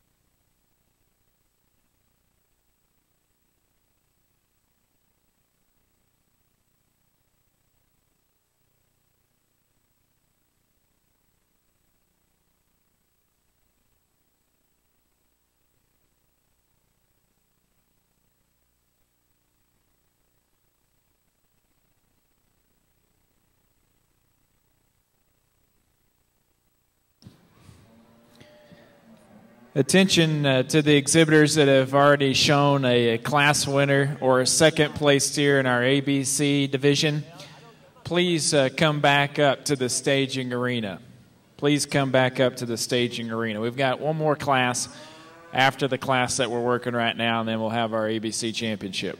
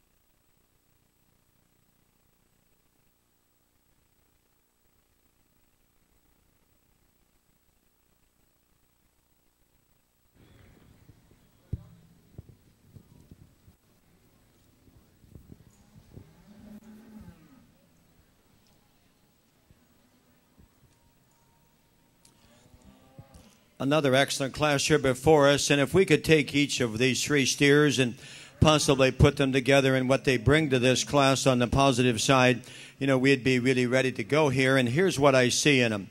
From a functionality standpoint, the lighter brown steer here that wins this drive does so because he so correctly, really, in terms of optimums, combines the most structure and integrity at the ground in terms of his skeletal quality.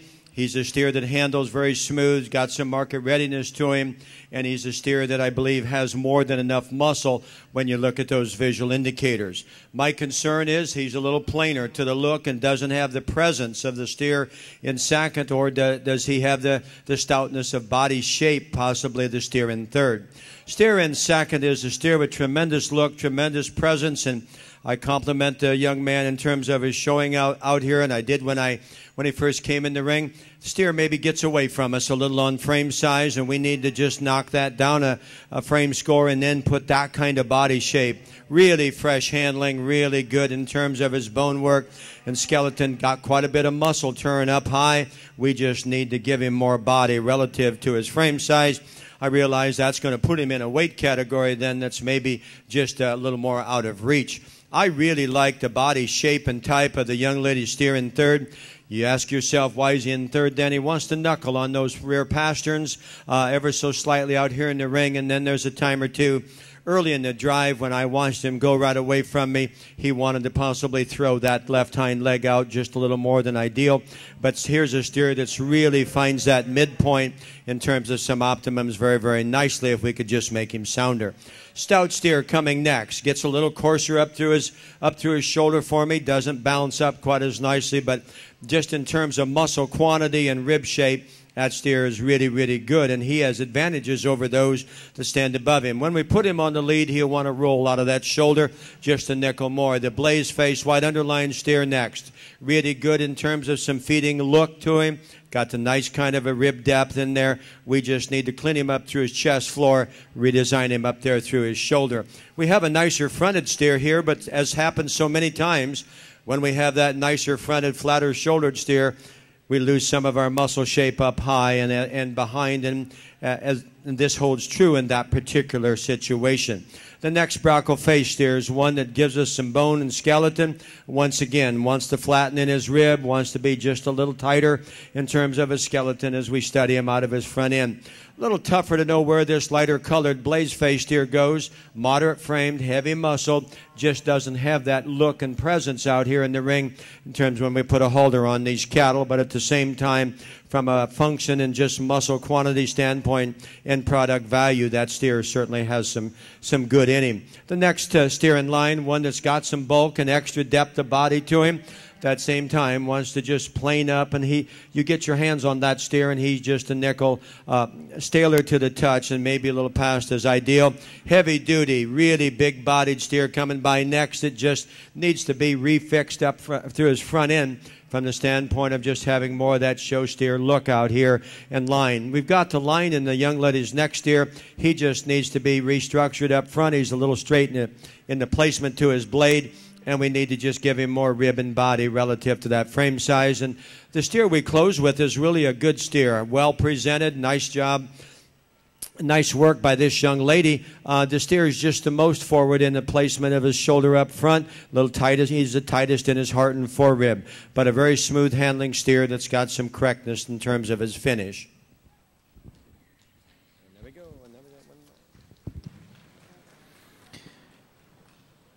Congratulations to our Class 10 exhibitors. Your class winner was Zachary Bras from Tom Green County 4-H, a steer weighing 1389.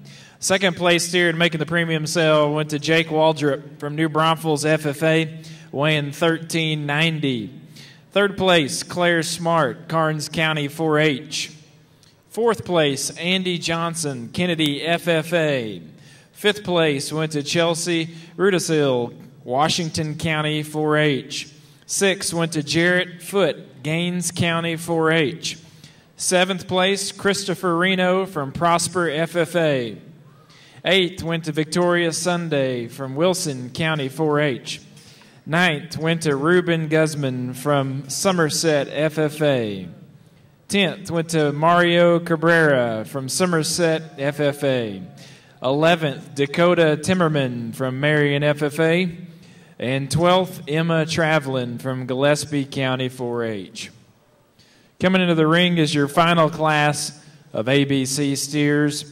This class ranges from $13.96 to $14.85.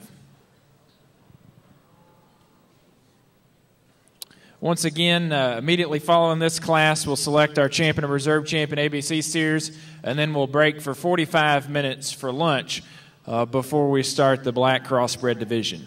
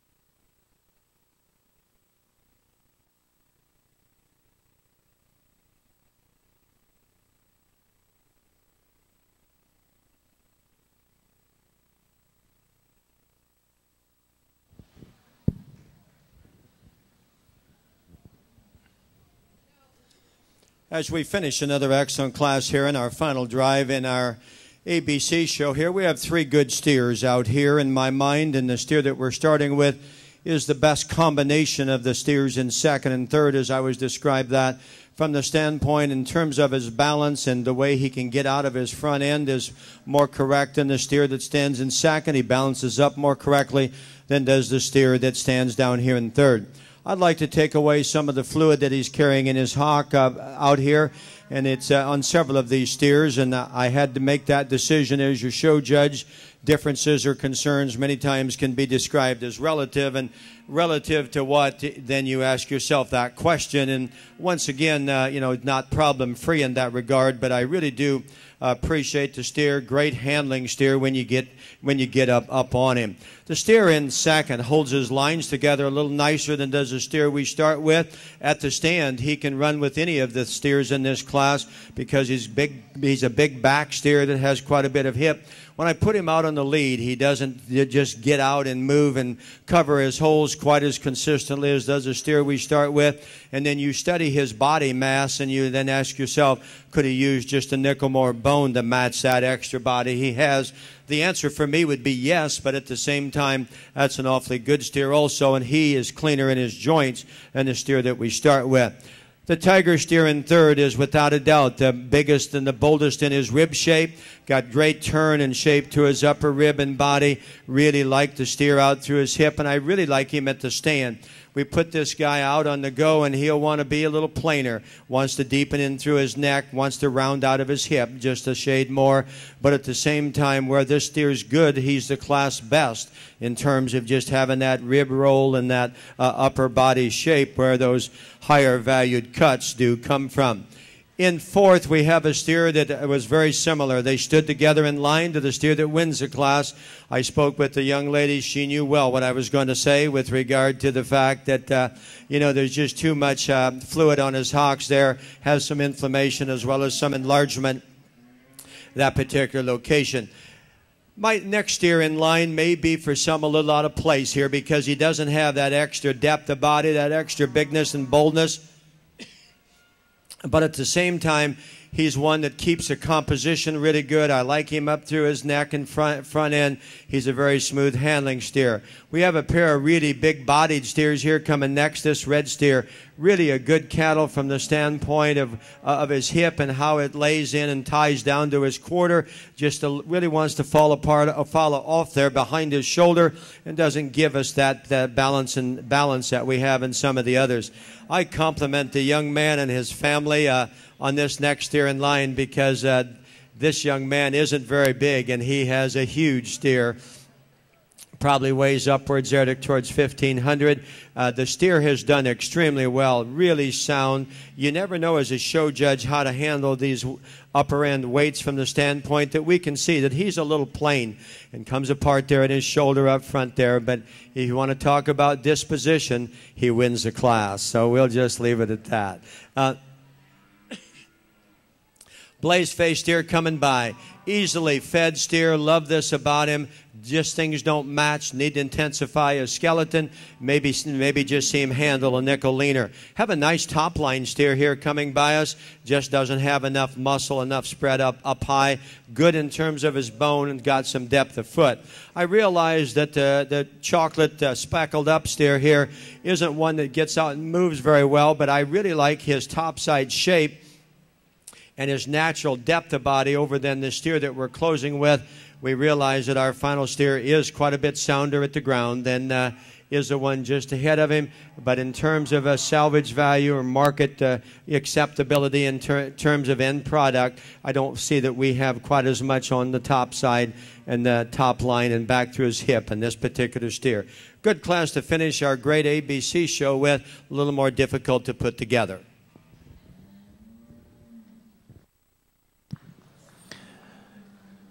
Ladies and gentlemen, results for class number 11, your final and heaviest class of ABC steers. First place went to Brett Reeves, Hood County 4-H, calf weight 1418. Second place in making a sale, Pake Jones, Garza County 4-H, a calf weighing 1396. In third place, Hannah Kelly, Wilson County 4-H, In fourth place, Mary Tate Peppercorn from Klein FFA. In fifth place, Jordan Maurice from Medina Valley FFA. In sixth place, Alan Jonas representing Navarro FFA. In seventh place, Trenton Mills from Marion FFA. Eighth place, Austin Jonas, Navarro FFA. Ninth went to Haley Houston, Lake Travis FFA. 10th went to Alexandra Naglin from Atascosa County 4-H. And 11th went to Brighton Slovacek from Brazos County 4-H. Now in the ring, Mr. Dan Hogue from Kewanna, Illinois, is evaluating your ABC champion lineup to select your breed and reserve breed ABC champion steers. There were 6 total classes coming out of our first class. Representing that class in the first hole was Carlin Wager from Reuter FFA. Her steer weighed 1,115 pounds. Second place out of that first class, Jordan Schneider from Poth FFA, calf weighing 1097. In the second class in the ABC division, your class winner, Hunter Peterson from Medina Valley FFA, with a calf weighing 1,230 pounds. Second out of that class, Dakota Jaskini from Poth FFA, a calf weighing 1193. Your third class in the lineup, your class winner, Mark Zeller, Kendall County 4-H, a calf weighing 1248. The calf right behind that one, Reagan Lingemeyer from Marion FFA, a calf weighing 1249. The fourth class in the lineup is represented by Colton Carlisle from Montgomery FFA, a steer weighing 1335. Second place out of that class, Kevin Stockman from De Leon FFA, a steer weighing 1353. Your second to last class, Zachary Braz, Tom Green County 4-H. His steer weighs 1389. And your second place steer out of that class, Jake Waldrop from New Braunfels FFA, 1390. Your final and heaviest class is represented by Brett Reeves, Hood County 4-H. His steer weighs 1418. And the second place steer in that class, Pate Jones from Garza County 4-H, calf weighing 1396. Let's put our hands together and congratulate these class winners and second place exhibitors.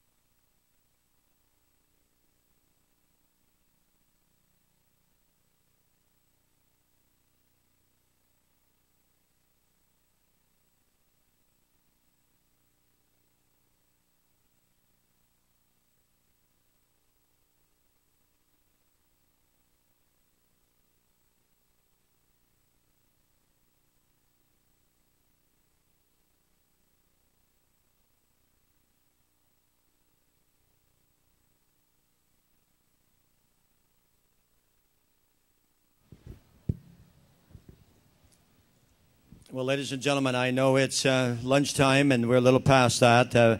Try to move along as efficiently as we can this morning, but yet we visited with every youth and we talked about every youth's cattle, and we want to do this throughout our 2 days here, and I think it's important, and I realize that validation takes a little longer than maybe sometimes we think it should, but at the same time we want to get everything right, and the records and the validity of the projects that we're evaluating out here are extremely, extremely important. You've already done so because Mr. Rathman asked you to put your hands together and congratulate these exhibitors, and thus I won't have you do that again, but at the same time, I want to offer my personal congratulations. You know, I really enjoy judging the American breeds of cattle, and have over the years as we've come down here and to your great state. And so even though I don't claim to be very good at it, I do claim to really enjoy it. And sometimes maybe one's passion can overcompensate or even compensate for one's lack of ability. The greatest challenge you have as a show judge out here,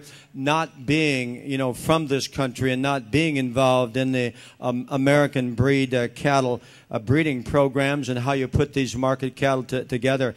I'm here to tell you, you are doing an absolutely incredible job. I mean, of all the majors that I've judged, the American and the American breed cattle have just been incredible, and how you put those genetics together.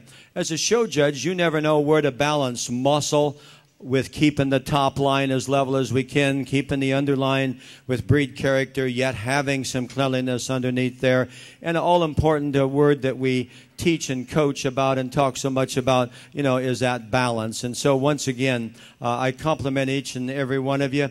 Out here in this lineup of class winners, I believe, in my mind, there's a pair of steers that you look to, and we don't. You'll know what I think in terms of our champion steer here momentarily, and then we'll bring in our second place from that particular class, and we'll look at him just a little while longer. Don't need to retalk the cattle. Simply say that, you know, when you see one that is as unique as this one is, in terms of just genuine muscle, genuine composition, great heighted steer, great handling steer, turn over his loin edge, more than enough width out there through their hip and pin. And as we said in class and we said in division, and it was a very competitive class. You know, you don't get the opportunity very many times to judge one that has the pieces that this one does. And young man with the tiger here, you've got the champion. Congratulations.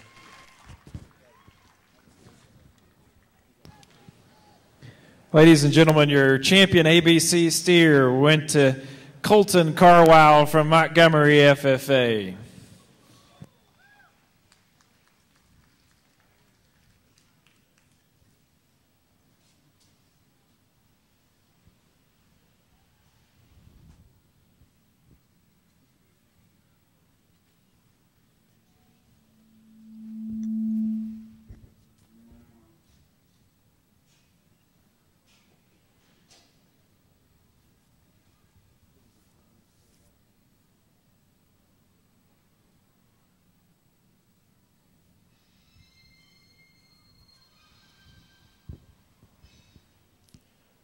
I would think it would be of no surprise to any of you that classes 3 and 4 were the two class winners that I thought really vied for this, not because of the weight range they fall in, but because of the kinds of cattle that they are and where they fit. And once again, we bring out the second steer in out of class 4 that was ever so deep and ever so competitive. And this is a lot closer call for me in my mind. But when you put all the pieces together, and particularly at the ground and his bone and how it matches his body, young man with the second steer there, you're going to be the reserve. ABC, congratulations. Reserve champion ABC steer went to Kevin Stockman, De Leon FFA.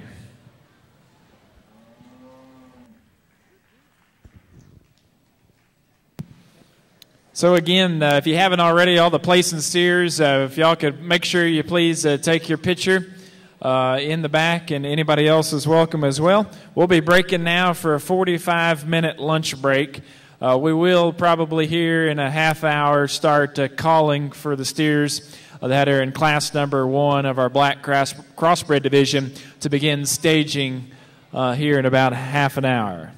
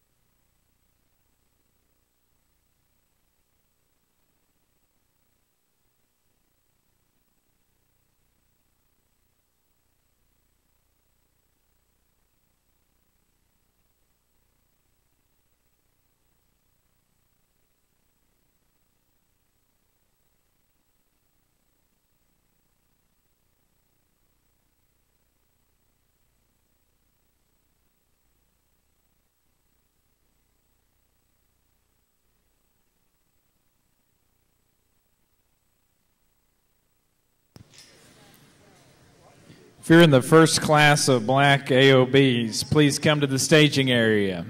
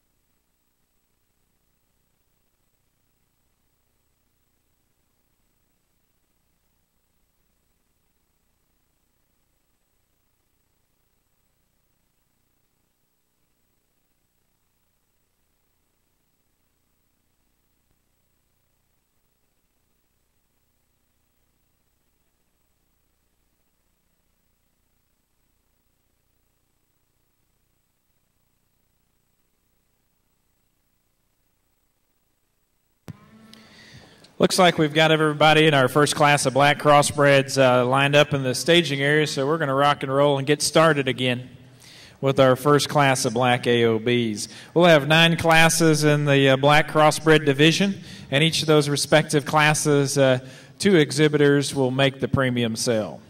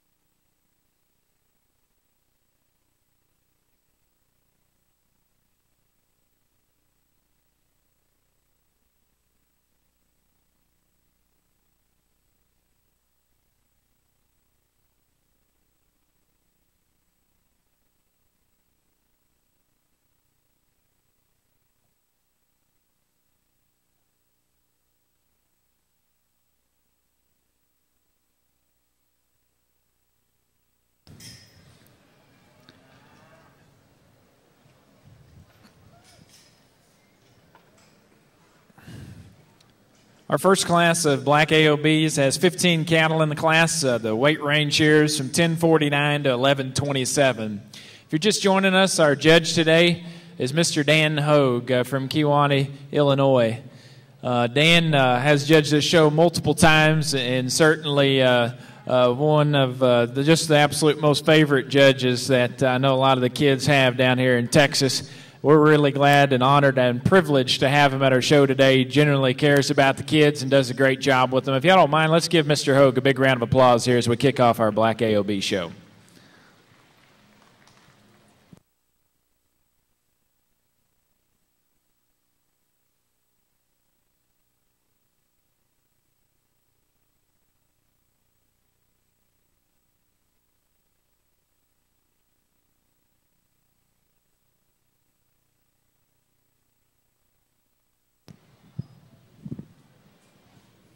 This will be your first call for Class 13, the second class of black steers, to the staging area.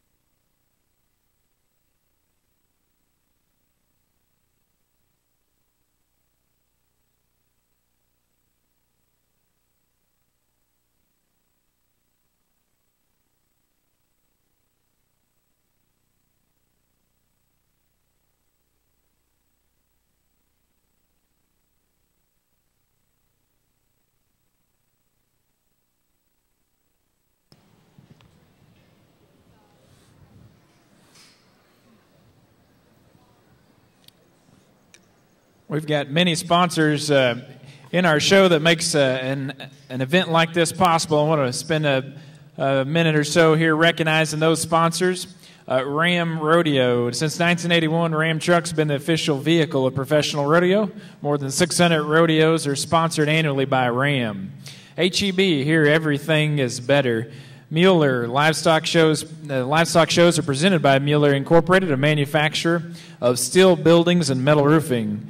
Grass Patch, the Old McDonald's Barn, presented by the Grass Patch. And then Texas State Technical College is sponsoring the live webcast feed of the livestock show on rodeoaustin.com.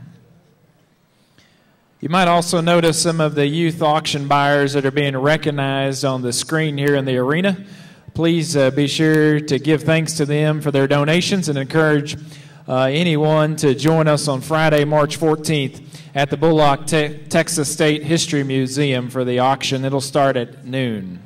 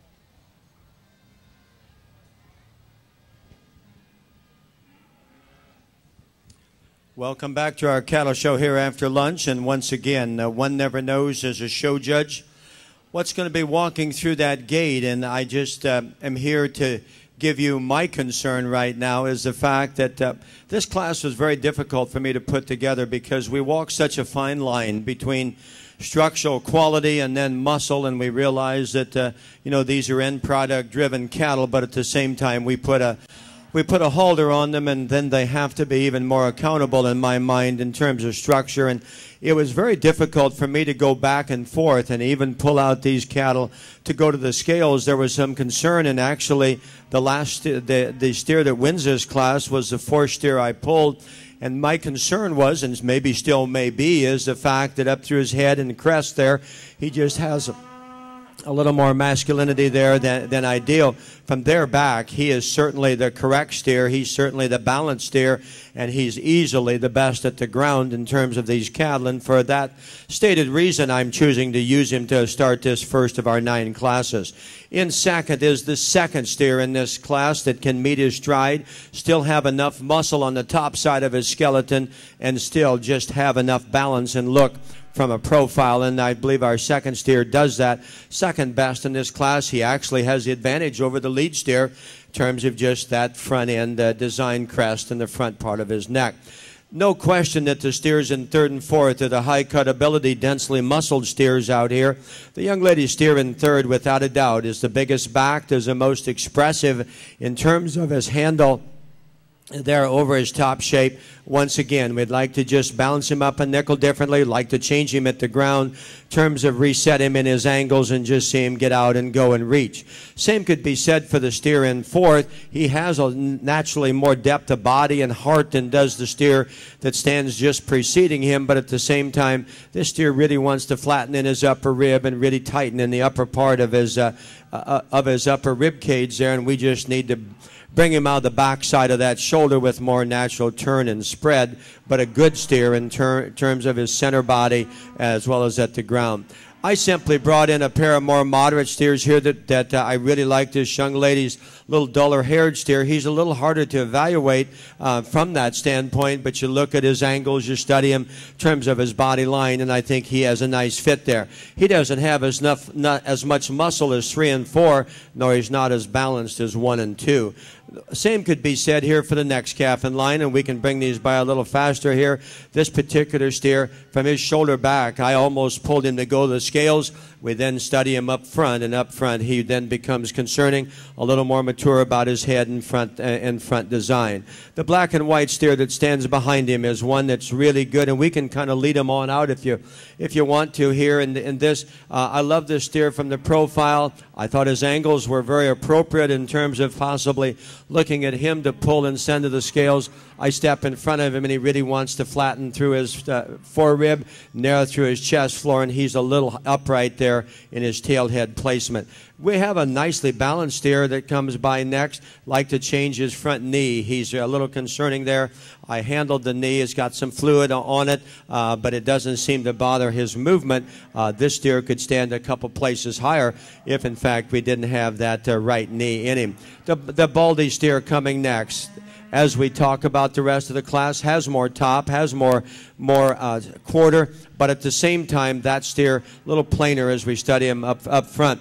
If I could change the young man in the blue shirt, his steer's hind legs, wants to be pretty upright in his pasterns. He runs out of rear leg bone, but that steer's got a great top in him, has got some muscle behind, just doesn't fit together quite as nicely. The white-footed steer going by us now, more moderate, has some rib and body in him, just needs to tie together a little nicer out of his shoulder and give him a little more presence out here in the ring. The blue roan steer's got a nice kind of a look up front, runs out of muscle, well, again, when you just study him as he turns and leads away. The baldy loud mark steer here coming next, long-bodied, heavy bone, angles are quite good. We just need to give him more proportional muscle in the upper part of his skeleton. Next calf going by gets a little fragile in his bone work and skeleton. Like to steer up high. If we could just intensify him at the ground. Then we have our two remaining steers, the young lady's brown tinge steers, long top lines, got a nice line in him, just needs to have more heel and foot, need to give him more quantifiable muscle then on the top side. Then I chose to close the door on this class with our steer that was the most impaired in terms of his movement, but at the same time, he's a steer that looks like he's responded to feed. He's got some muscle and natural width on the upper part of his skeleton. Good class to start with, tough to put together. Be interesting what comes next. Results for our first class that are in our AOB Black Division. Your class winner was shown by Emma Parks from Dripping Springs FFA at calf weight 1126. Your second place steer in making the sale is Maddie Martin from Scurry County 4-H at calf weighing 1117. Third place went to Laramie Glover from Falls City FFA. Fourth went to Cade Greaves from Coleman County 4-H. Fifth, Madison Bexley, Lexington FFA. Sixth, Lonnie Schoaf from Gonzales County 4-H. Seventh, Kaylee Engelman, Travis County 4-H. Eighth, Colby Merrick, Blanco FFA. Ninth went to Julian Chesser from Karnes City FFA. And 10th went to Riley Huser from Karnes County 4-H. Coming in right now is our second class of AOB black cattle. This class ranges in weight from 1127 to 1191. This will also be our first call for the exhibitors in class 14 to bring your cattle to the staging area.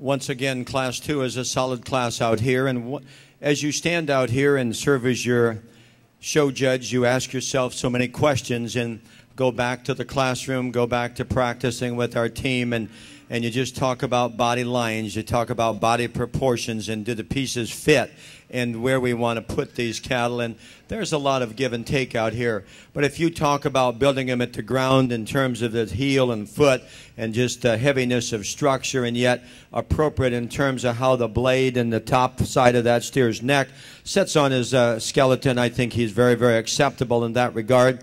I realize that when he goes in motion, he'll want to come apart a little bit right behind his shoulder there. But as we often say so many times, you know, the good Lord hasn't made any perfect ones yet, or at least we don't think so. Once again, from there back, though, he's the steer of choice in this class. Why? Because of his natural spread and the natural shape that he has up high. Easily the best pin steer, and he drops the most fore-rib and body of the three out here in this drive. Steer in second has some pieces I absolutely love. You're surprised how much steer there is there when you get in the ring on beside this steer. Love what I step in front of him, because why? He's got some width through his sternum there, and he's really an open rib steer in terms of his body shape from that point on. Really smooth in his top line. I like his body line a great deal. And he, too, he's sounder than the steer we start with.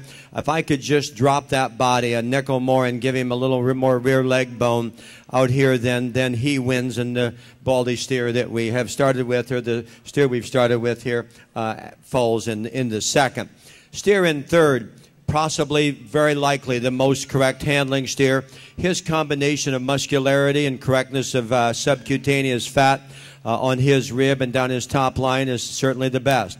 He's the deepest in his shoulder, though, and also in relation to his neck. It doesn't balance up like those first two steers do, but admittedly, he's got a little more substance and he has more body than the steer in second, and that's why there's certainly some give and take. I simply opted for a pair of just stouter, more muscular steers here next. The Loudmark black and white steer. He needs to be refixed up through his front end, but he's got some top in him, some body. He's good at the ground. Same could be said for the next steer. He's not as good in terms of his heel, but at the same time, when you study these cattle from a market endpoint standpoint, I believe these cattle are sound enough and just have enough durability of look that we can justify them in that particular order in this class. Now we go to a little nicer pattern steer. The young man's leading here. Just doesn't have nearly the muscle, gets more refined at the ground. Next steer in line, got some natural turn to his top line, a little plainer and deeper up through the fore part of his body. Just really falls short when you step in behind this one with regard to just being narrow at his pins. The next steer didn't handle the best for this young man. From his hook forward, I think he's got some value. Really a nice fronted, nice neck steer, heads up, good and really smooth to the touch. Really gets outside of himself on his hind leg there. The young man in the blue shirt here, he's got a practical kind of a steer. Wants to plane up a little more as you study him through his neck. Gets under himself a nickel more when we put him out here on the lead. I moved this steer down quite a bit, and once again, ladies and gentlemen, had him higher. One never knows where to make that call. This steer's parts and pieces are as good as any in the class. Why? Big-footed, heavy bone, big top, thick hip, and he's got look. The problem is the rear pastern there, and from that standpoint, I chose to move him down as he came in line, was really struggling there. Good kind of a steer, though, in terms of his body shape. Coming by next, a black steer that's got some body shape and line to him, wants to really funnel and taper back here through his hip and quarter, and then he narrows up at the ground. Young lady's got a long-sided steer that's got some bone at the ground and bone work underneath him. We can see he wants to be a little plainer and weaker in his top line, gets his tail head up there a little more, wants to show us a little more masculinity and staleness up there through his front end. Another nice steer in terms of length of body and can really get out and move. We close our class with, but from a market meat animal standpoint, this steer probably, in my opinion, represents the least amount of top shape and natural muscle evidence back through his hip and quarter. Good class on the upper end. Again, you know, just need to settle in and see where we're going to be in this particular division. Results here in Class 13, your second class of AOB Blacks. Your class winner was shown by Macy Goodson. She's from Canyon, New Braunfels, FFA, a calf weighing 1141. Your second place exhibitor, Ryan Erie from Troy, FFA, weighing 1163. Third place went to Charles Klatt from Washington County 4-H. Fourth went to Monica Korzeque from Poth, FFA. Fifth went to Victoria Smalley from Idalou, FFA. Sixth went to Blake Greaves from Coleman County 4-H. Seventh, Mackenzie Ball from Ellis County 4-H. Eighth went to Brock Gibson from Culberson County 4-H. Ninth, Tyler Radar from Groesbeck, FFA. 10th went to Travis Mailer from Gonzales County 4-H. 11th, Michaela Reyes from Westbrook, FFA. 12th went to Bailey Bauer Garza from Pleasanton, FFA. And 13th, Christopher Roman from Bastrop County 4-H.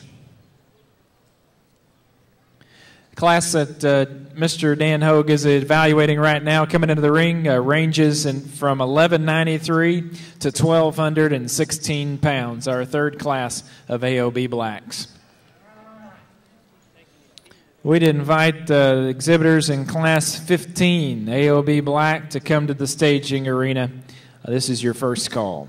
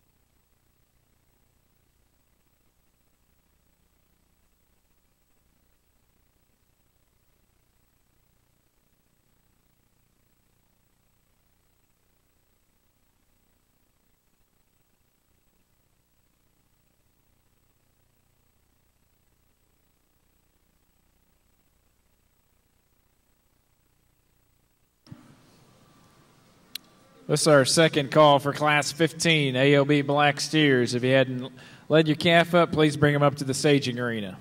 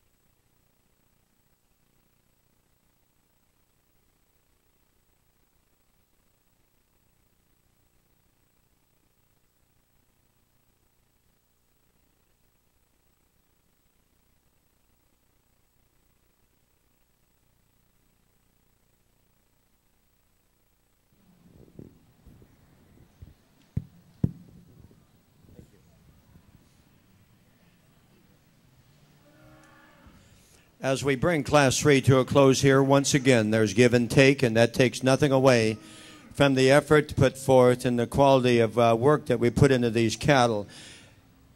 The steer that we start with at the stand, I believe, in my mind, he's certainly the balanced steer that, in terms of where that neck sets on the front side there of his shoulder, where he couples out of his shoulder into his top line and back through his hip. When that same line I just mentioned is in motion, maybe we don't keep quite the integrity of our top line. The steer will want to get under himself just a nickel more, but at the same time, that steer's foot and his bone work matches his body. There's going to be deeper centered steers that we're going to probably see relative to their weight and frame size, but that steer in my mind is deep enough, and he's the fresh quality steer that we have in our drive.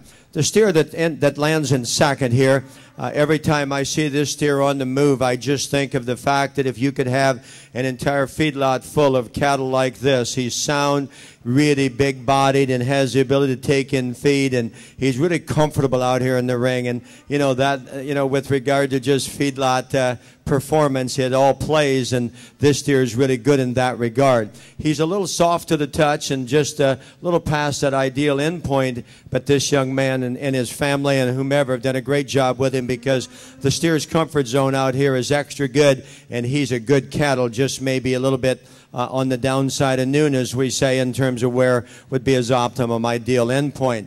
The steer in third is one that we really appreciate in terms of his top line. Love how the neck sets up there. It's at the ground where I become the most concerning of this steer. I like to change his hock, and he's a little coarser hocked. I like to just set his hind leg under him more comfortably and see him reach and fill with just a little more length of stride in him. We handle the steer, and he's just a little staler to the touch. But I like the steer's body line if I could just change that hock.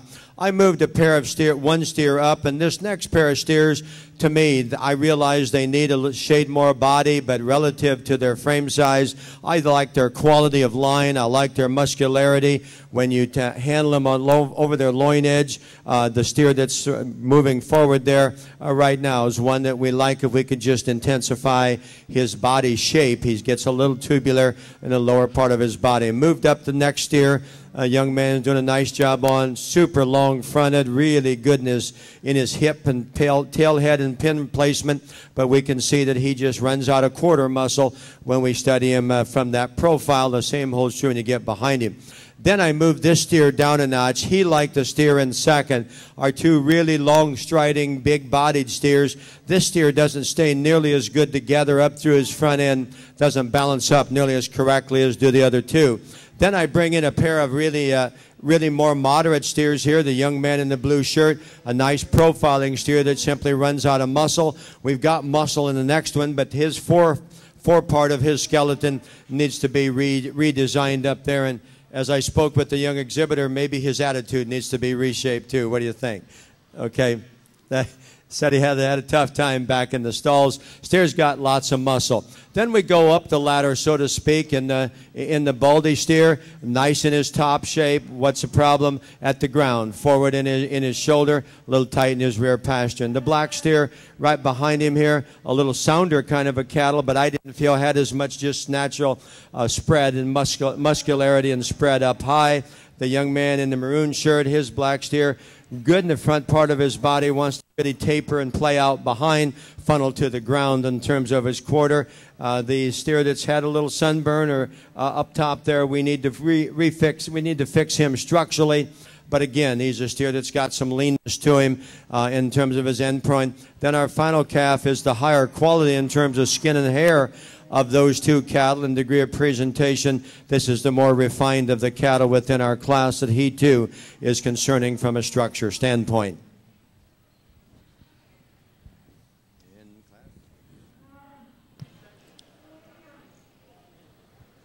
Results for Class 14, the AOB Black Division. Our class winner was exhibited by Dylan Browning from Stevens County 4-H, a calf weighing 1,200 pounds.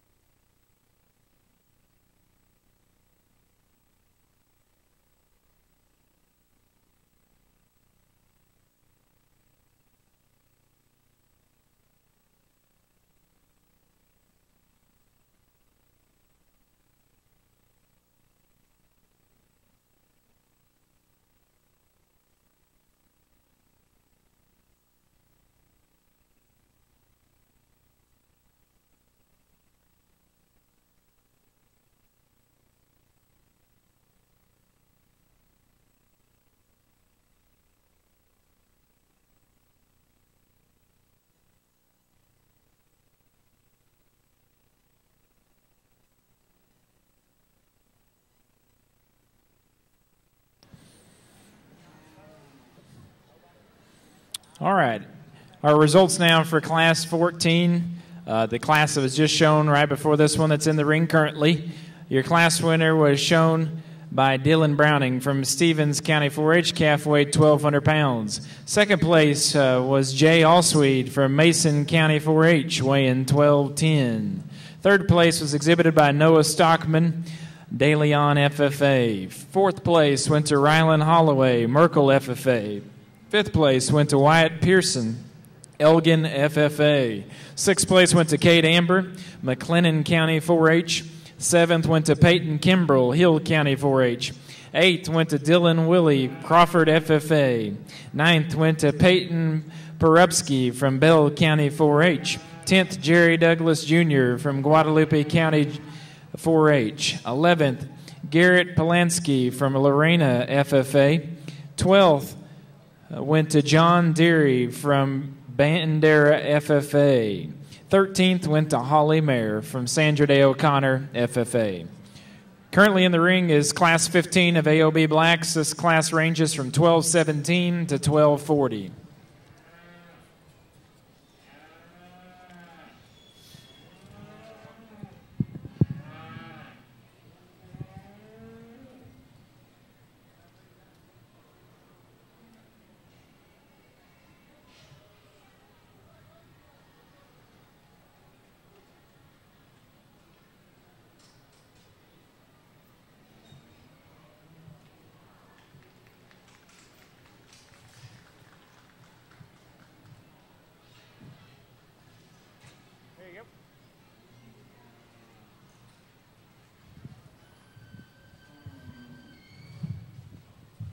What's up? What are you doing? Hey, what you and Nana been doing? Huh? Luke, you did a good job, buddy.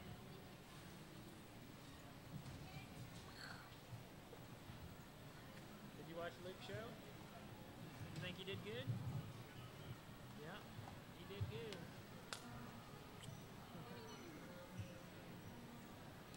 Marley, you don't like to love on Daddy quite as much as Kenny does. She would instantly recognize your voice. Oh, really? Yeah. You gonna call Nana? You ain't calling Nana? You get dance trouble. Ice Oh, wait, cream. no, we can't do this. You want to go get ice cream? Give Daddy a bye-bye hug. Oh, hey, hug. Tell Daddy bye-bye. Ah, he's having fun. Oh, God. So, did Miss Fresh just walk in? Did Miss Fresh just walk in? No, they've already walked. They already set up on the rear view and then walked. Oh, 'cause I thought you were just announcing. Well, we had a mistake with the results, so there was a delay. Okay. So it was a delayed result. I got you. Kinley, you been behaving? What do you and Nana been doing? What you been doing? What did we do yesterday afternoon when Carly napped? Mama? Let's go see Mama. Cooking. Y'all been making plans for the restaurant? You haven't been making plans for the restaurant? Okay, we'll get ice cream.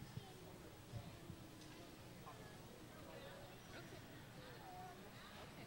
Okay, all right. You be a good girl. Have fun. We'll see you at the next rodeo. Yeah, Houston. Yeah, I'll see you at that rodeo.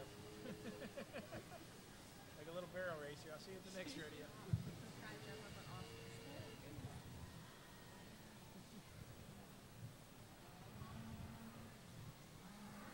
Oh, I see they're all separated like this. I'm not going to be able to reach down for her to touch Mama. Maybe she could be, I don't know, she'll be happy with one. Okay, let's see.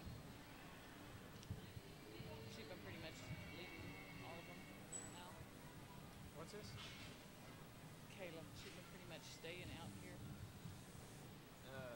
Oh, somewhat, yeah. Let's see if she can wave real quick and she's like, A real rodeo.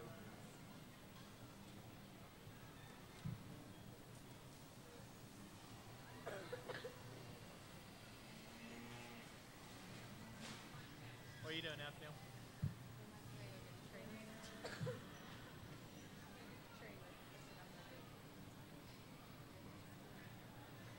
guess I've never announced that. You can't release until your division's through showing.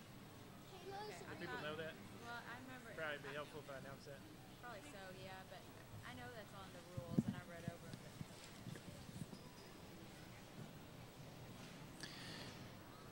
Just a reminder, all the exhibitors, you're allowed to release after your breed has shown. So after your breed has shown, at that point in time, you're allowed to release.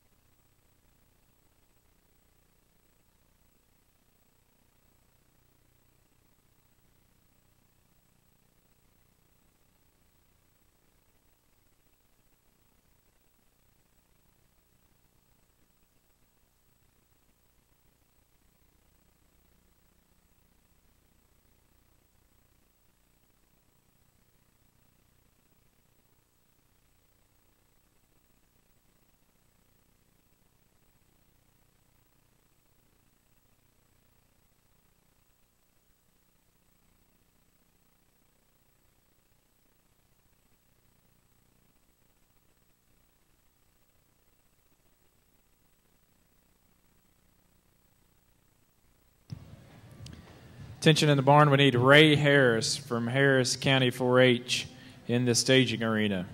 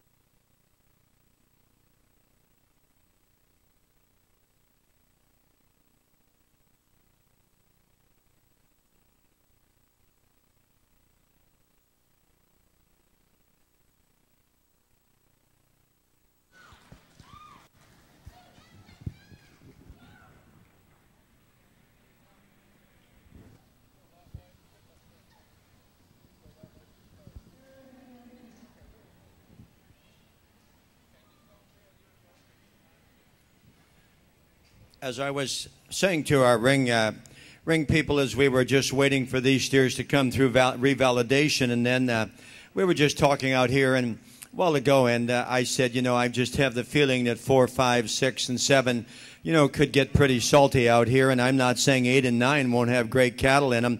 They're just maybe going to be a little more questionable on where that weight window is. And so once again, as you put these cattle together, there's some give and take, but I'm committed to keeping them right at the ground. And when we do so, the steer that wins this class is an interesting head of cattle because of the fact that from the outside and from a distance, you don't believe there's going to be as much steer there as when you go up on him and you handle him over his loin edge and up in his rib and step in behind him. That steer is as good as any of these cattle out here in my mind. A very fresh handling steer, and most importantly, he's the most correct at the ground in terms of all 4 corners, and he's the truest on his corners, particularly on his rear too. Coming in second is without a doubt the biggest top to the cattle out here. Got a tremendous amount of top shape out through his loin there. Really a thick quartered steer. A little upright in his shoulder up front. And when we put him out on the lead, he doesn't fill his holes and reach quite like the steer does that we start with. But at the same time, from an end product standpoint, that steer has a tremendous amount of carcass value. In the final analysis, and I really had to steer it in third, everywhere from first to third in this particular thought process as I was going through here. As the steer begins to tire, he'll want to be on the outside of his hoof wall just a nickel more, and you can see that he's a little softer pasture, and what he's doing is he's compensating for the fact that he's locking up some in his hock there, and we just need to realign that hock to ground relationship, then give him just a shade more bone. When we get right behind him, he wants to come apart just a little more there, right behind his upper rib cage, and just give him more topside shape, change him off of those rear legs.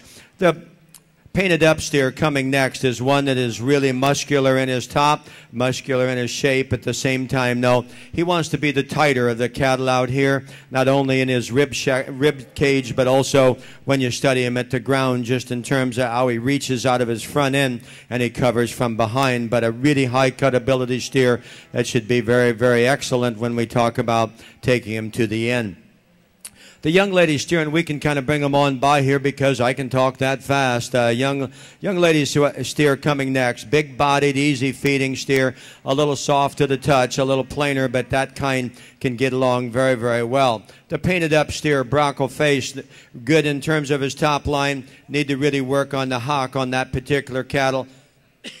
He, like several of the others we've commented on, wants to just be a little rigid there, tighten that hock. The young man's black steer coming next. Got some shape to his quarter, like to change the front end in him. He's a little masculine, cresty about his neck, but he's got some product and muscle.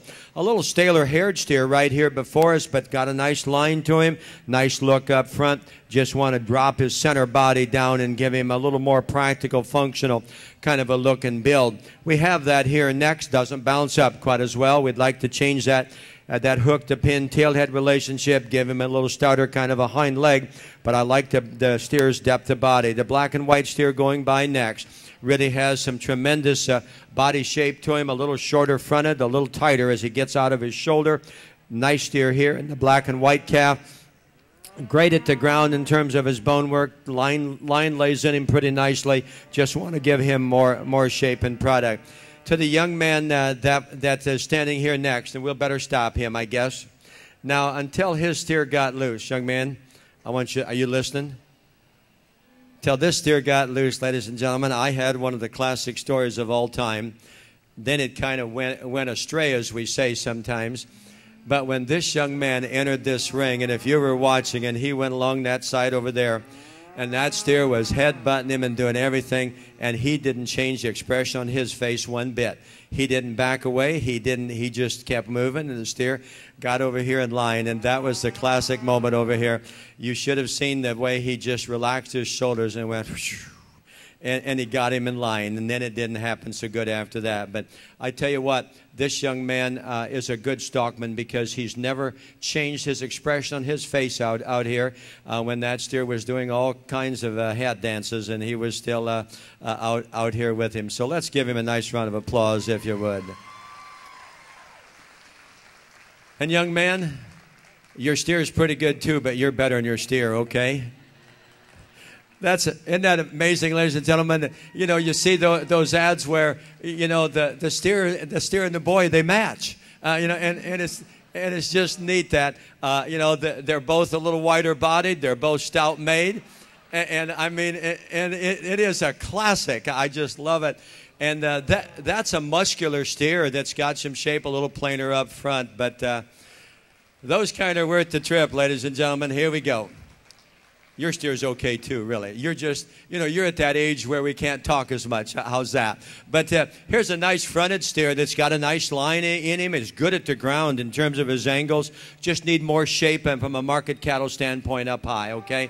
But a great job. Then our steer here, finally, steer that you can see, has some shape in terms of his loin edge, but a little more upright on both ends of his skeleton, and structure is going to be his greatest concern. But the young man certainly got him ready from a hair and skin standpoint, so a nice job also. Thank you.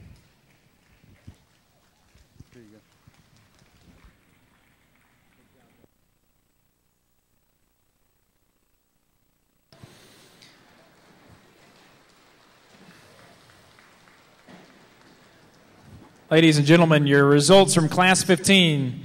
In first place was Chase Hancock from Blum FFA with a calf weighing 1220. In second place, making the sale, is Jamie Lawson from Cook County 4-H, a calf weighing 1238. In third place, Rand Martin from Scurry County 4-H. Fourth place is Abby Lanier from Jordanton FFA. Fifth, Taylor Mills, Gonzales County 4-H. Sixth went to Devin Gutierrez from Somerset FFA. Seventh, Austin Alvott from Medina County 4-H. Eighth went to Nicholas McMillan from Dallam County 4-H. Ninth, Henry Neal, Refario FFA. 10th went to Alyssa Barnett from Bowie Austin FFA. 11th, Kyle Caldwell, Midlothian FFA. 12th went to Gerald Neglin from Atascosa County 4-H. And 13th, Graham Quinn, Ellis County 4-H. 14th, Carter DeVroy from Grovesbeck FFA. Congratulations. Coming into the ring now is Class 16, a class of black steers that range from 1244 to 1283.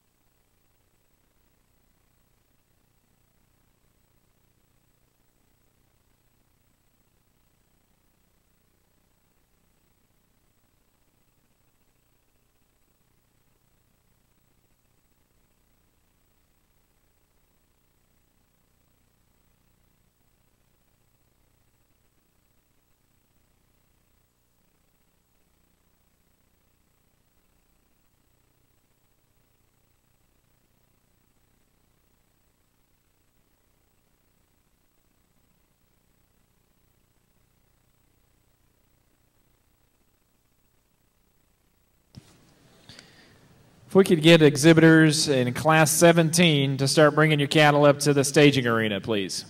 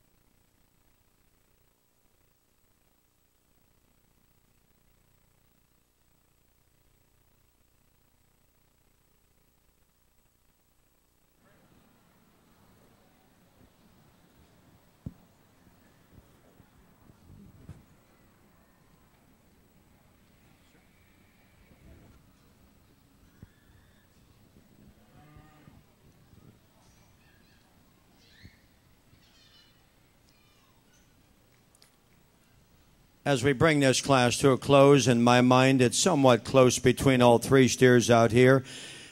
Young man steer, though, that wins this drive from the standpoint of genuineness and accountability, of natural base width, of just muscularity and freshness of handle. This is the steer that I'm most comfortable with out here. Both steers in first and second are sounder than the cattle that stands in third. The first steer, the young man gets him maybe camped out a little more than I would, and when he does so, maybe the steer wants to drop down a little easier in his top line. But when you study this steer at both ends of his skeleton and just read him in terms of his indicators of muscularity at this particular weight, I believe he's a very nice handle in this particular class. No, he doesn't overpower the class in any one dimension, but what he does is he fits a lot of pieces together when you study him from a freshness and muscle composition standpoint. The steer in second was the steer until the finals here I had winning this particular class. As he continues to wear down out here, and not that he's tired, but he's been hard for the young lady to set. And as he wears down, he's becoming a little softer in his top line in terms of his handle. Doesn't meet your hand with quite the freshness and shape we had early in the drive. And then he's not nearly as good when you study him right from in front in terms of how that forearm and blade set on the outside of his body. He's a little flatter right behind his shoulder there, and he wants to base a little narrow at the ground. He has more bone, he has more body than the steer that starts with, and so that's the give and take. I don't believe there's any question that the steer that stands in third is a steer with the biggest back in the class. He's got the most muscle, and base width would be on his side also. But it's at the ground I become a little more concerning. He's a little shallower heeled steer that's a little more refined as I study his bone, carrying possibly just a little more swelling there in his hock. When we put him out on the lead of the first three steers, he's the steer that struggles the most by coming up in his top, and when that happens, they usually then drop their head. The steers in 4 and 5 are steers that I had in mind to use up the line. I didn't know where I was going to set the, the stocking-legged steer out here. A young man steer next here. One of those really smooth-built steers. I like his angles. I like the appropriate amount of muscle he has for his weight and frame. Just wants to give him, we need to give him a little stronger kind of a shape right there behind his shoulder. Why? Because of the first 5 steers, he's the steer that is the flattest there in his upper rib. We have more rib shape on the next steer in line here. This steer's got a nice kind of a hip and turn in his quarter. He just doesn't move nearly as correctly as the other 2 steers. A little plainer as we study him up front. Coming ahead then here, if you would, a moderate steer, gets a little cresty about his neck, a little masculine about his head, but from his shoulder back, he's got the right kind of turn, right kind of muscularity. Next steer in line, we need to just intensify his bone and skeleton, take his tail head and pull it back here between his pin bones a little differently, but that steer's got a really nice spread up high. Just want to change him in terms of angles also up front. Apologize to the young man here next. He misunderstood if he was going to go to the scale or not. Once again, a steer that is really good in terms of his depth of body. Compositionally, from a lean to fat ratio is my greatest concern here. The steer, when you handle him, is pretty soft to the touch and just doesn't have that genuine market, just meat animal shape and muscularity that we need in the upper end of our drive. Our next steer wants to be just a little easier in his top line, moderate frame, really long bodied, a little plainer through his shoulder and front end, but steer's got some width in his base and certainly has got some muscularity. Our next steer in line is one that we like in terms of his levelness, but at the same time, that may due in part to the fact that he is struggling some is off of both ends. When they are a little more upright on both ends, they'll tend to carry that top line just a little more rigidly than ideal. The next steer in line is not the easiest to look at, but compared to the remaining cattle in the class, I really think this steer's got as much just carcass value in terms of muscle in his top side of his skeleton. We'd like to change him structurally. We know that.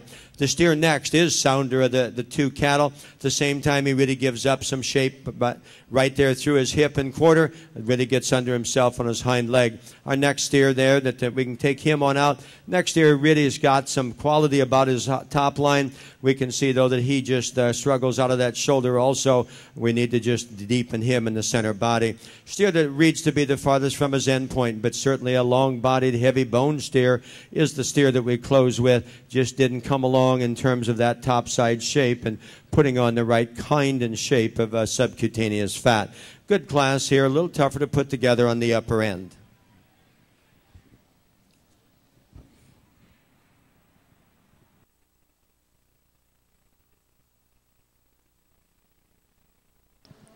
Ladies and gentlemen, your results from Class 16, AOB Black Steers. Your class winner went to Parker Gass from O'Donnell FFA. Parker's calf weighed 1,260 pounds. In second place, Jolie Muir from West FFA, a calf weighing 1,279. Your third place steer was exhibited by Tanner Hardcastle, Gonzales County 4-H. Fourth place, Jordan Rader from Limestone County 4-H. Fifth place went to Hannah Griffin from Hayes County 4-H. Sixth went to Trent Maller from Gonzales County 4-H. Seventh went to Allie Smith from Paducah FFA. Eighth, Connor Jundridge from Falls City FFA. Ninth place went to Justin Larimore from Gillespie County 4-H. 10th was exhibited by Ray Harris from Harris County 4-H. 11th, Taylor Bible, LBJ Johnson City FFA. 12th went to Caitlin Maller from Gonzales County 4-H. 13th went to Casey Goddard from Lampasas County 4-H. And 14th went to Justin Woodworth from Caldwell County 4-H.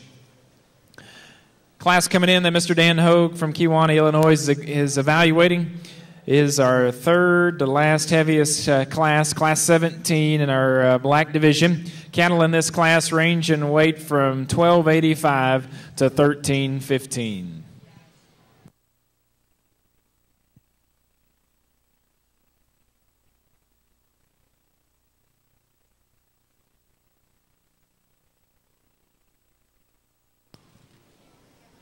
This is your first call for cattle in Class 18 to move to the staging area.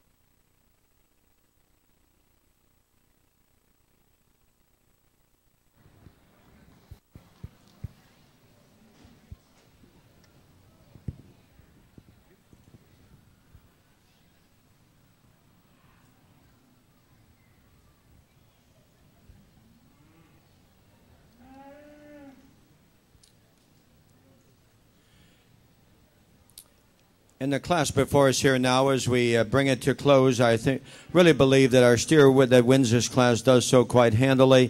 From the standpoint, he's a very attractive steer, and he excels the other two in terms of, correctness of handle when you get up on him, and yet he's a steer that reads from the back of his shoulder all down his top line with the most true width. A nice fronted steer, like the elevation that he has through his chest floor, and yet really a clean neck steer, like his length of rump a great deal. Now, if I would be concerned, he's not coming off his right rear quite like we'd like to see him today.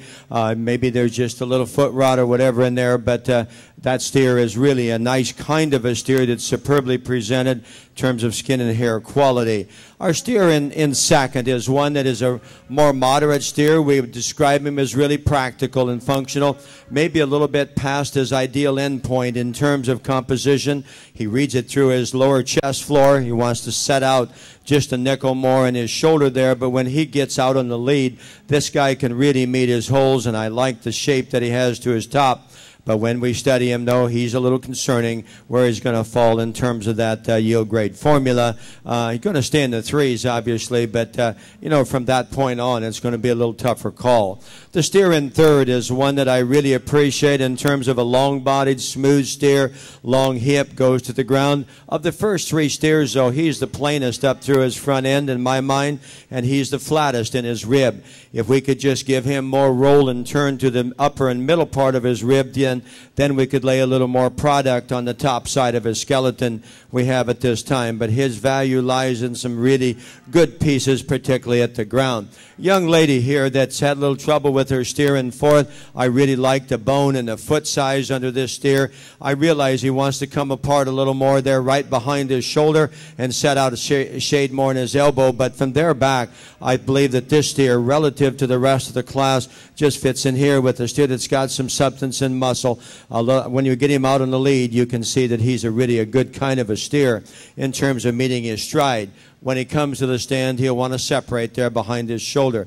If I could change the movement on the next pair of steers, we'd use them higher. Here's a balanced steer that's got the right kind of look up high. We just need to give him a little different kind of running gear, run with some of those steers in the upper end of our class.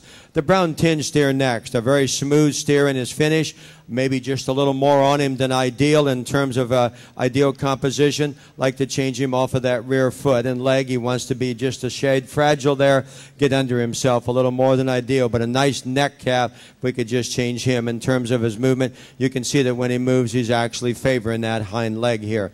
The next calf in line is one that gives us a really nice top line view. He's got some turn to his hip and quarter, like to steer at the ground. When we step in behind this steer, though, for his frame size, he just needs to be opened up with more center rib and top line spread. Good kind of a steer, and that being the slick, torn-eared or the slit-eared steer. Have a sound steer coming next that has some practicality at the ground. He just doesn't work enough natural shape and meat animal muscle there. The top side, from what we can tell from the outside, he's a little forward in the placement to his shoulder, but like where that neck comes up, we can bring him on by now. The stocking-footed steer that follows, one that's extremely good from his shoulder back in terms of smoothness of makeup. We just need to change this steer at the ground and give him just a shade more top. We need to intensify the bone and the muscle on the next calf, but I preferred his quality of lines over than the final two in terms of that top line, and he's relatively sound. Next calf coming by is a steer that has a little more rib and body than the one just ahead of him. Neither of these cattle, though, have just enough product working on their skeleton to give them that value that we need in the end, but certainly a well-presented steer that's got a great kind of skin and hair to him, just needs to have more body. Our final steer then is one that pieces don't fit as well. He's a steer that in my mind is past his ideal endpoint in terms of fat cover. That's going to really work against him on the yield grade formula and the carcass value. And then at the ground, he's the smaller footed, little shallower heeled, more refined steer that takes a shorter stride. But a good cattle in terms of his rib and body, and obviously had the ability to put on weight and degree of finish.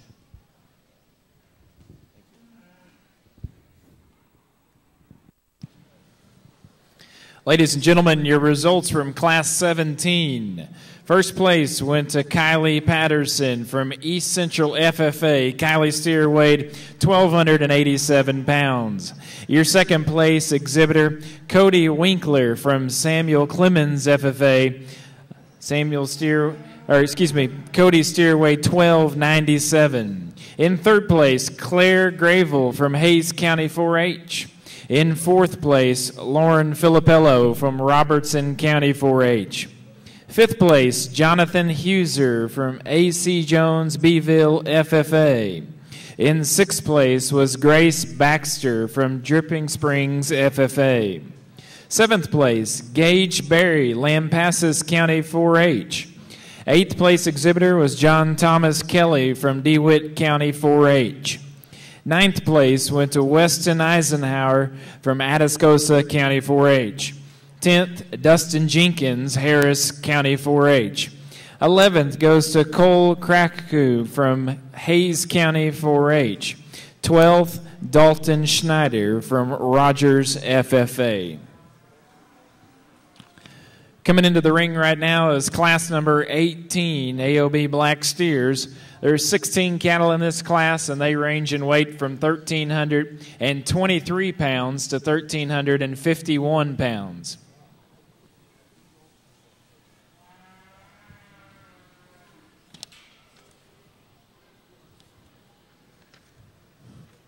This will be your first call for Class 19 to come to the staging area.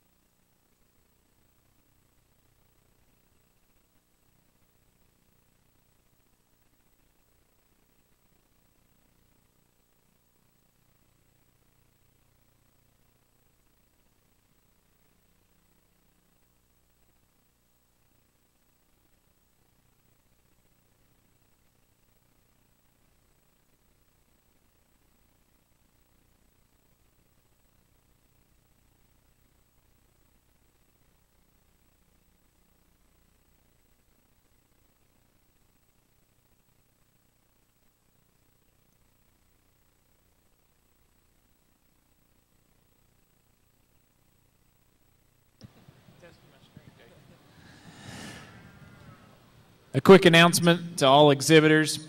If you've exhibited a steer today and you intend on putting that steer on the truck for the floor bid, then we ask that you do go ahead and put your steer out there on loadout where the guys are loading the floor cattle out if you exhibited your steer today. If you declared that you were going to do that and you're going to do that and you showed today, we'd ask that you do that within at least 30 minutes following the conclusion of the show this afternoon. But you can go ahead and take them over there right now.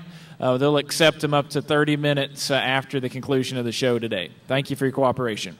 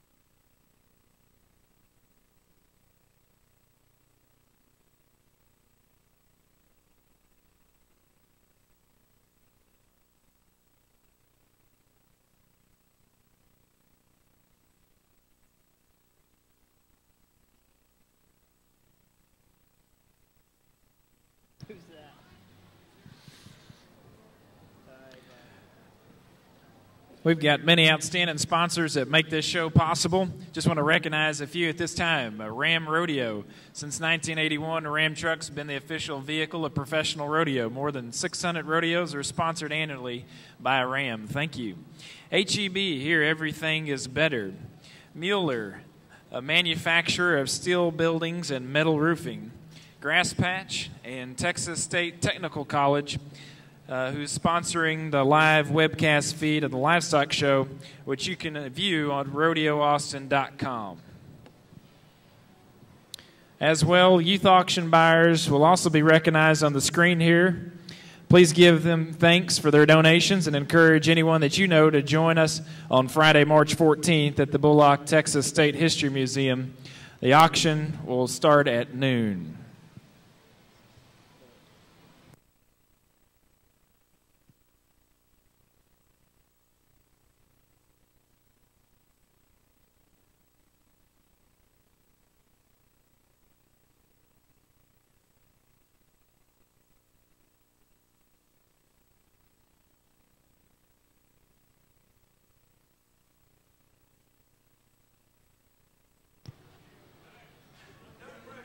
A steer auction will start at noon on Friday, March 14th.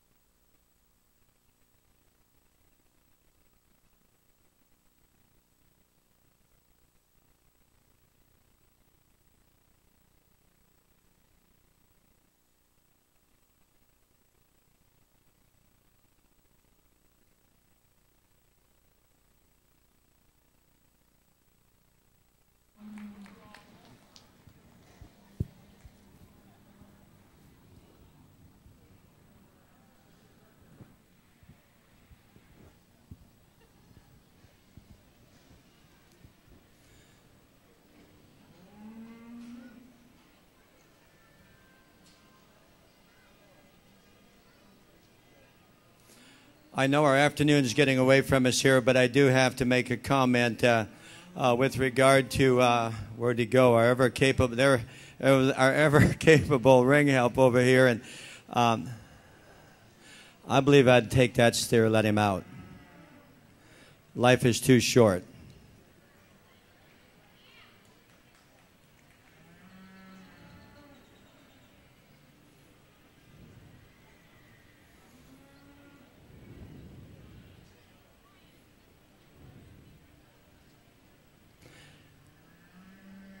As I said 3 years ago in Houston, when the steer kicked me and knocked me down, and I said to the audience, you know, you never know what you're going to say, and I'll say it again here for this gentleman, and that is that, you know, it's obvious that if you're going to be out here in this ring, you need to have your insurance paid up. But the most important thing is, you know, is how fast he got back up. And so it isn't a question of whether you get knocked down, as we tell our students. It's just we got to get back up. And so he did that ever so well. Ladies and gentlemen, this is a great class of steers, and let's put our hands together, if you would, and congratulate them.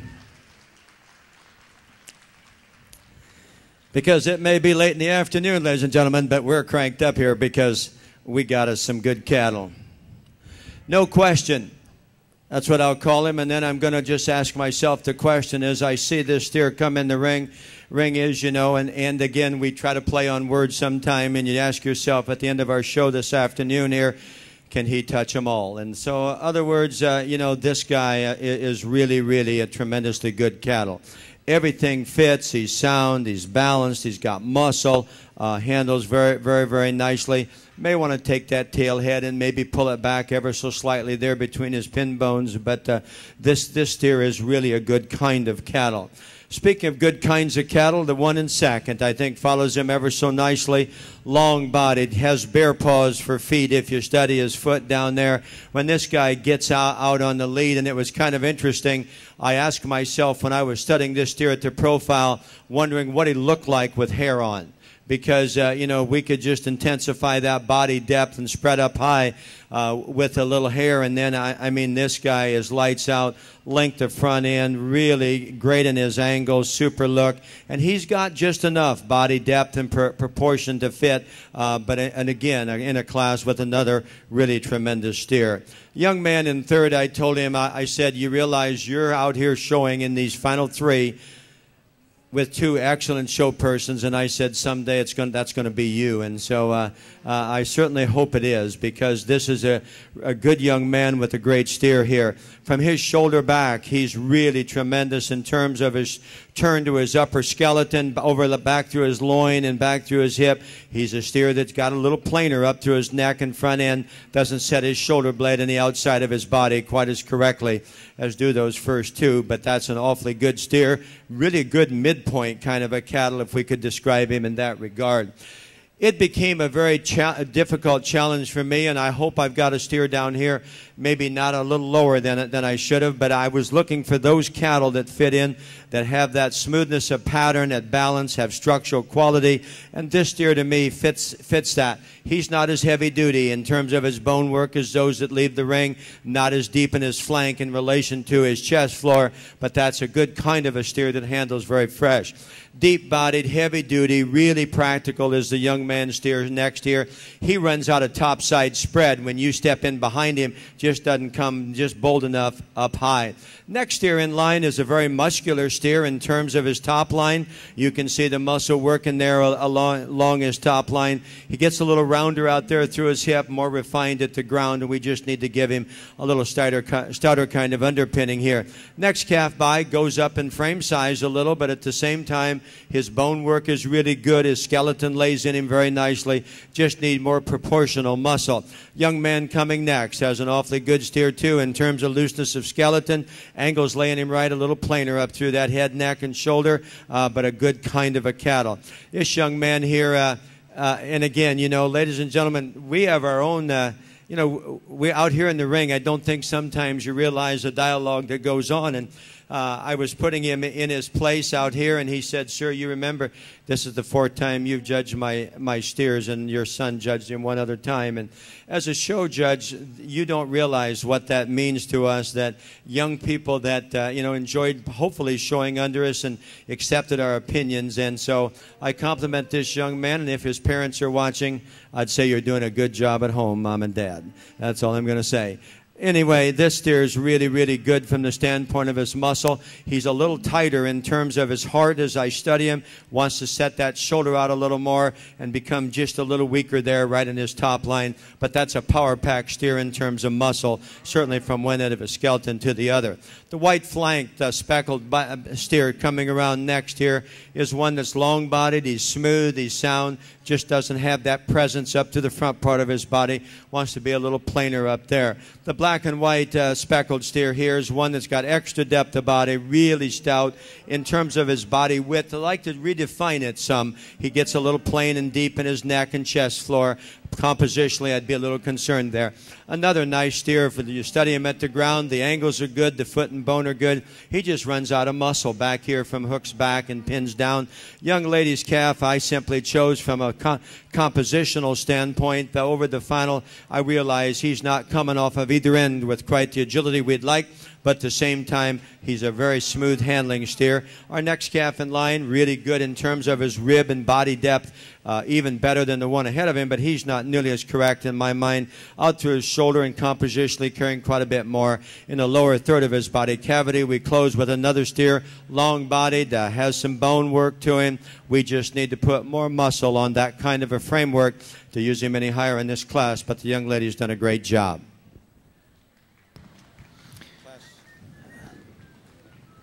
Steer exhibitors at the barn. All steer exhibitors at the barn. Please.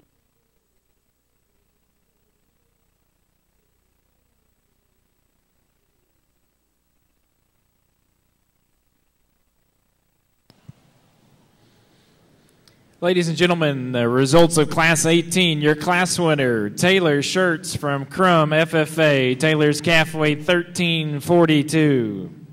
Second place went to Anna Malsby from Brazos County 4-H. Anna's calf weighed 1330.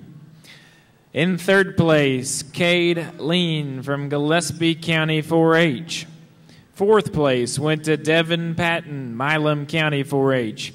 Fifth went to Brantley O'Connor, Williamson County 4-H. Sixth, Avery Summy from Johnson County 4-H. Seventh went to Rowdy Pearson from Elgin FFA. Eighth went to Dalen Brooks, Wilson County 4-H. Ninth, Carrington Burnett from Travis County 4-H. Your 10th place steer was shown by Davis Ray from Gillespie County 4-H. 11th, Kelsey Muchagumba from Fall City FFA. In 12th, Kevin Jundrich from Fall City FFA.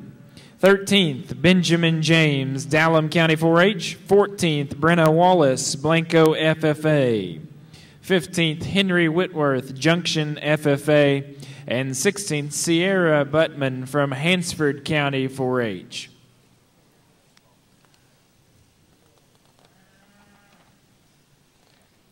The cattle coming into the ring now is your second to last class of black AOB steers. This is class number 19. Cattle in this class range from 1,359 to 1,399 pounds.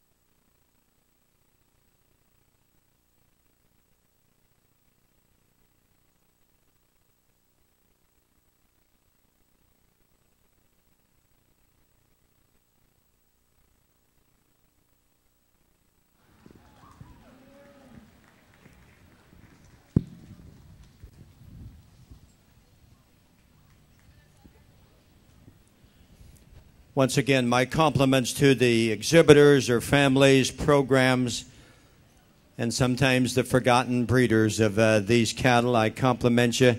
You peel the hair off of these cattle, and it's kind of what we see is what we get sometimes. And as a result, to bring this quality of cattle out here in this particular drive, and there's good cattle all up and down the line.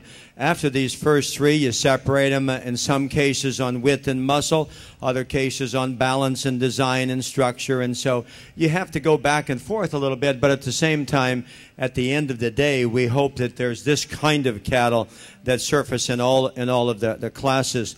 It didn't take me long that once this steer came in and he was down here at this end when I handled him. I believe you were second from the end, and I simply said to myself, now this steer is going to really be able to compete out here, because why?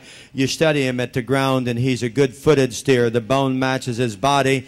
His underline is collated in him really nicely. He's extremely long in his side view profile and certainly has enough muscle. Now, when we put this guy in the lead, maybe want to just work on that hind leg, the way it comes down, the way he uses it and reaches to fill his holes could be changed ever so slightly in terms of just getting a little more reach and flexibility at the stand. And the young lady does a great job at the halter here. You know, that's really a very nicely presented steer. It's amazing when you see the steer in second here that you do not realize there's going to be quite as much rear view in that cattle as there is. Why? When you see him from the profile. On both ends of his skeleton, this guy's really has a nice kind of a base width. His bone is good too. He doesn't have quite as much dimension in terms of that top shape that we have in the steer we start with. Not as good off of his rear leg either. Now that's a give and take on both of those. When this steer goes out in the lead, you'll want to see him just take a little shorter step on that rear foot than ideal. At the stand, he can run, put him on the lead, and then I'll give the advantage to the steer that I start with here. Steer in third, if I could just take his head and from there back, this steer's got the right kind of angles, the right kind of build, really a little plainer about his head. Would you not agree? A little plain about his head. Just a little plain about his head in terms of, that, a little more masculine than ideal. But in terms of that body shape and build, he's got that one can work. I circled the steer, the loud mark steer. Even maybe I may have him in a place or two higher than some of you would. This is a huge back, big, thick-ended steer that has that quality of look in terms of his color pattern, in terms of his lines, but we just need to restructure him from a mobility standpoint to use him any higher. But in terms of carcass composition and a big, opening up with a very big eye, this one in relation to his carcass weight should be right in there. We have a two or three steers here next that vary in their kind, so to speak. The young man's a little bigger, more extended steer here. This young man tells me he's 8 years old, and he does a great job out here on the halter and a great job with the stick. And this is really a smooth built, just attractive kind of a steer. Doesn't have, for his frame, doesn't have quite the spread and base that we have in some of those cattle on up the line. I like the muscularity and the expression of the steer coming next. We'd like to take that tail head, pull it back on his backside there, just a nickel more, and give him a shade more flank. He's a little tighter in his rib design, but that guy sure got some muscle and really a good in terms of his carcass composition. The next steer I moderated in frame and brought in this really moderate steer. Practical feeding, easy doing. Look at the bone work he's got. He just forgot to get enough presence about him up through his front end and down through his chest floor, a little plainer. Now, this guy's got a ton of presence. He forgot to get muscle, didn't he? I mean, this guy's got look.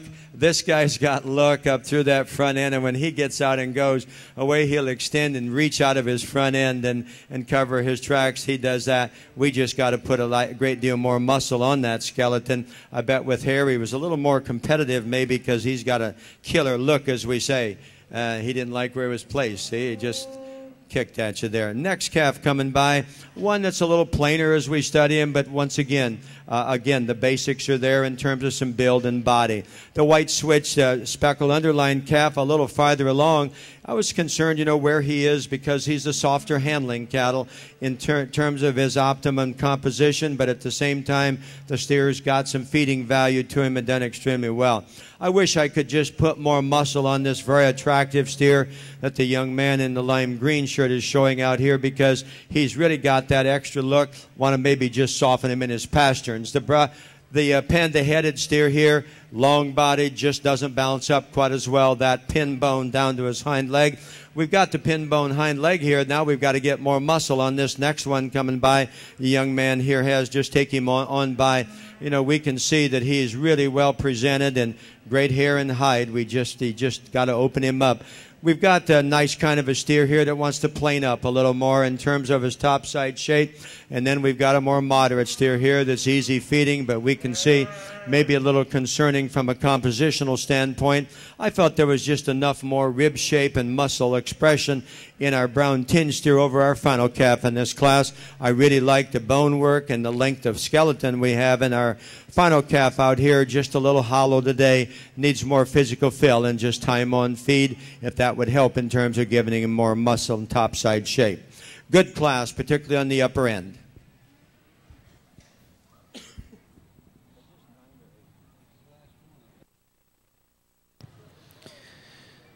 Attention steer exhibitors, attention steer exhibitors. If Dalen Brooks would come back to the livestock office, Dalen Brooks, please come to the livestock office. Thank you. Ladies and gentlemen, your results for class number 19, our second to last heavy black steer class. First place was shown by Hal Colton Tucker from Williamson County 4-H, calf weight 1359. Excuse me, I apologize. Our first place steer was Hannah Urbansic from Hereford FFA, weight 1395. Second place went to Cole Borges from Fredericksburg FFA, 1369. Third went to Holly Thomas from Correll County 4-H, weighed 1359. Your fourth place steer was shown by Callan Schrammick, East Central FFA, steer weighed 1370. Fifth place was shown by Strand Moore from Gillespie County 4-H, calf weighed 1387. Sixth place steer was shown by Stormy Clemmer from Ward County 4-H. Seventh place steer was Jenna Thornton, Atkins FFA. Eighth place was shown by Mason Meyer from Gillespie County 4-H. Ninth was shown by Danielle Giuliano from Hayes County 4-H. 10th, Caleb Kohler from Caldwell County 4-H. 11th place steer was Colton Tucker, Williamson County 4-H. 12th place was shown by Courtney Kuhn from Washington County 4-H.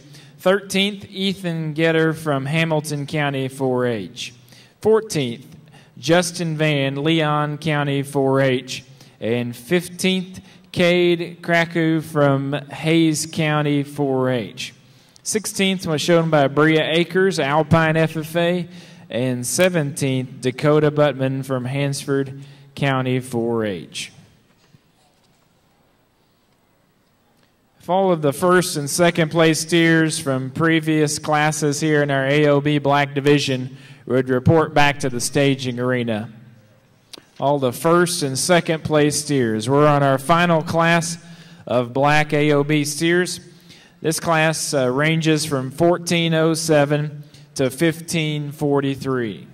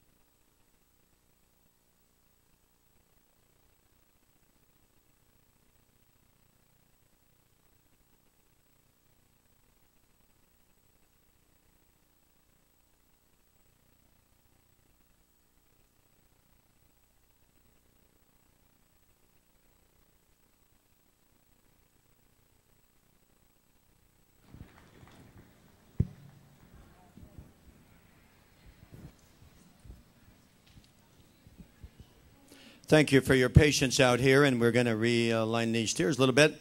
Once again, there's some give and take in this particular drive, and again, one doesn't want to be too critical, or I'm trying to, I guess, tell myself and everyone, when you consider the weight that these cattle are at in terms of how they're handling their weight, and compositionally in this entire class, I really compliment you folks because you've done a great job keeping these cattle together. And I know there's a lot of ifs in this world. If this one could do that, if that one could do that, then we would be all comfortable in this class. Well, as we were talking out here in the ring, it's hard to put all the totals together. And from that standpoint, then, as your show judge, you just plus and minus.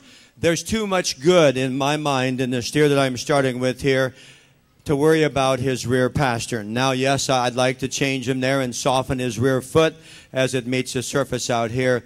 But that is one good-looking, big top, thick hip, proportional bodied steer that really has a lot of value to him.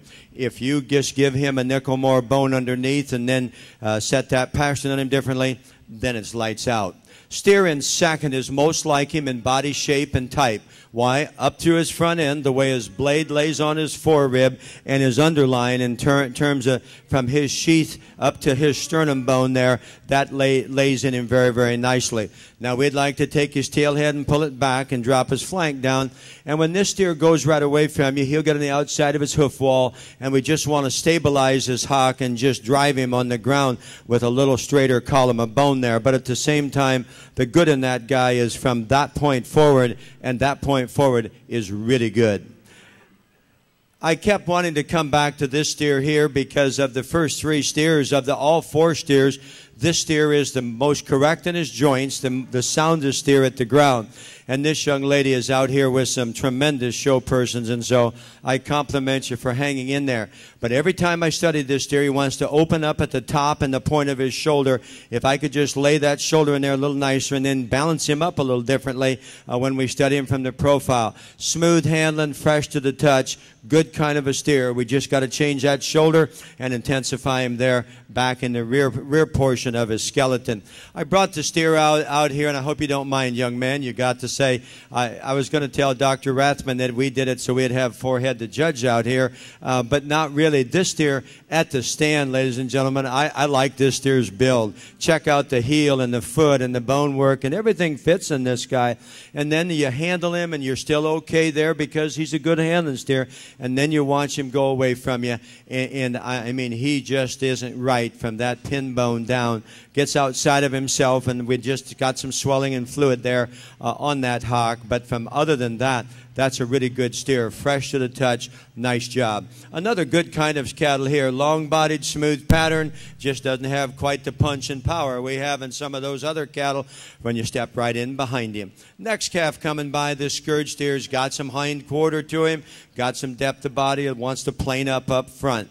The black steer going by now. One of those other good kinds of cattle.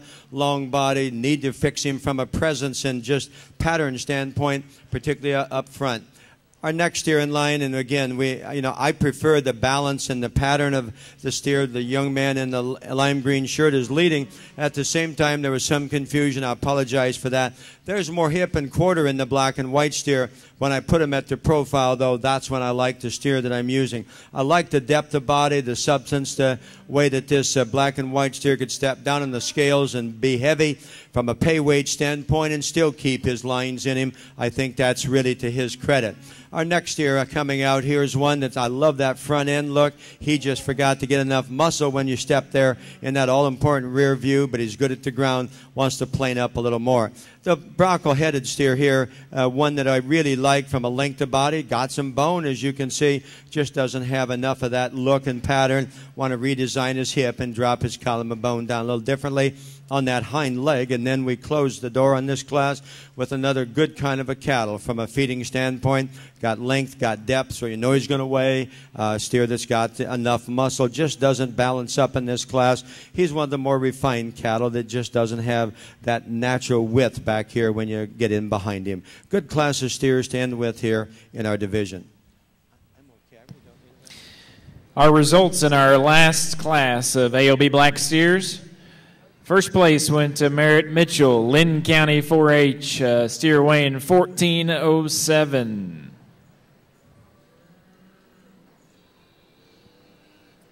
Our second place steer went to Emily Kelly from DeWitt County 4-H, calf weighing 1416. In third, Presley Carter. In fourth, Logan Farmer from McLennan County 4-H. Fifth place went to Brandon Schmier from Medina Valley FFA. Sixth, Zach Zeller from Correll County 4-H. Seventh went to Taylor Mills from Marion FFA. Eighth, Alexander Petrash from Bowie Austin FFA.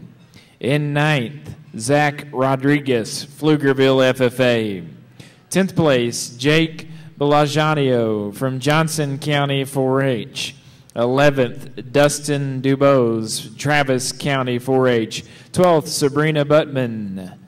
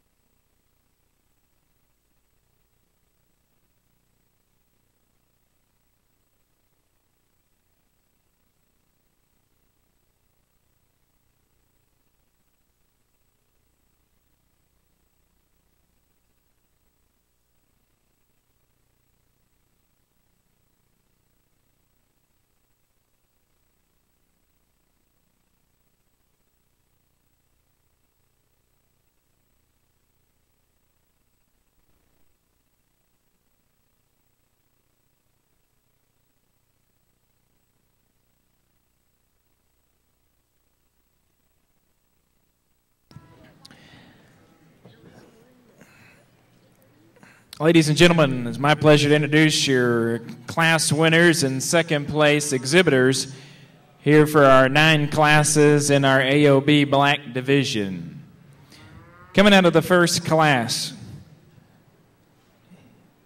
entry 2427, Emma Parks from Dripping Springs FFA, weighing 1126. Second place in that class, Maddie Martin from Scurry County 4-H. Her calf weighs 1117. Out of class 13, the class winner was exhibited by Macy Goodson from Canyon New Braunfels FFA.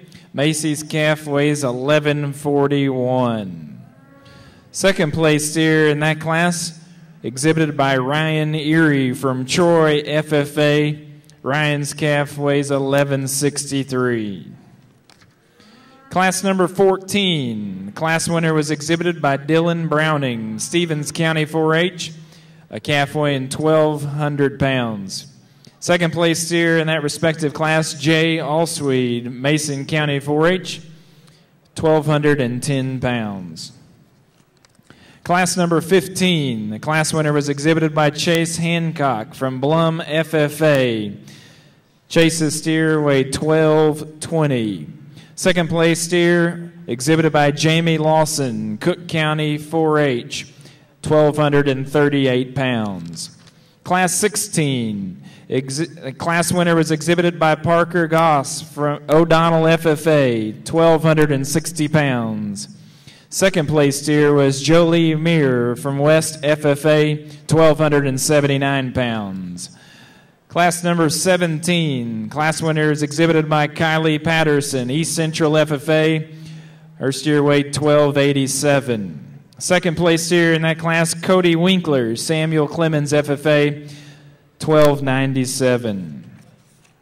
Class number 18, class winner was exhibited by Taylor Schertz from Crum FFA. Taylor's steer weighed 1,342. Second place steer was exhibited by Anna Malsby from Brazos County 4-H. Anna's calf weighed 1,330.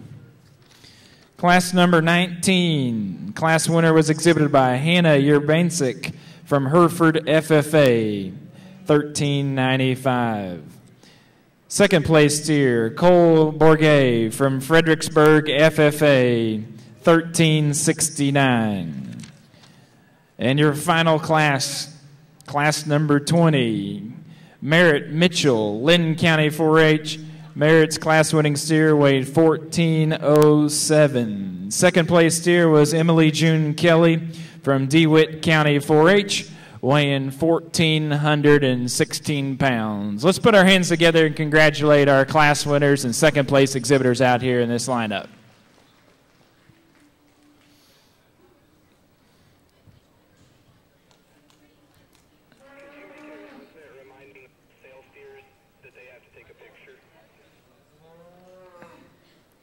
Just one announcement. We'd like to remind all the exhibitors out here of these first and second place cattle that'll be in the premium sale that we would like for you to go get your picture taken here on the north side of the arena. And so we wrap up this afternoon.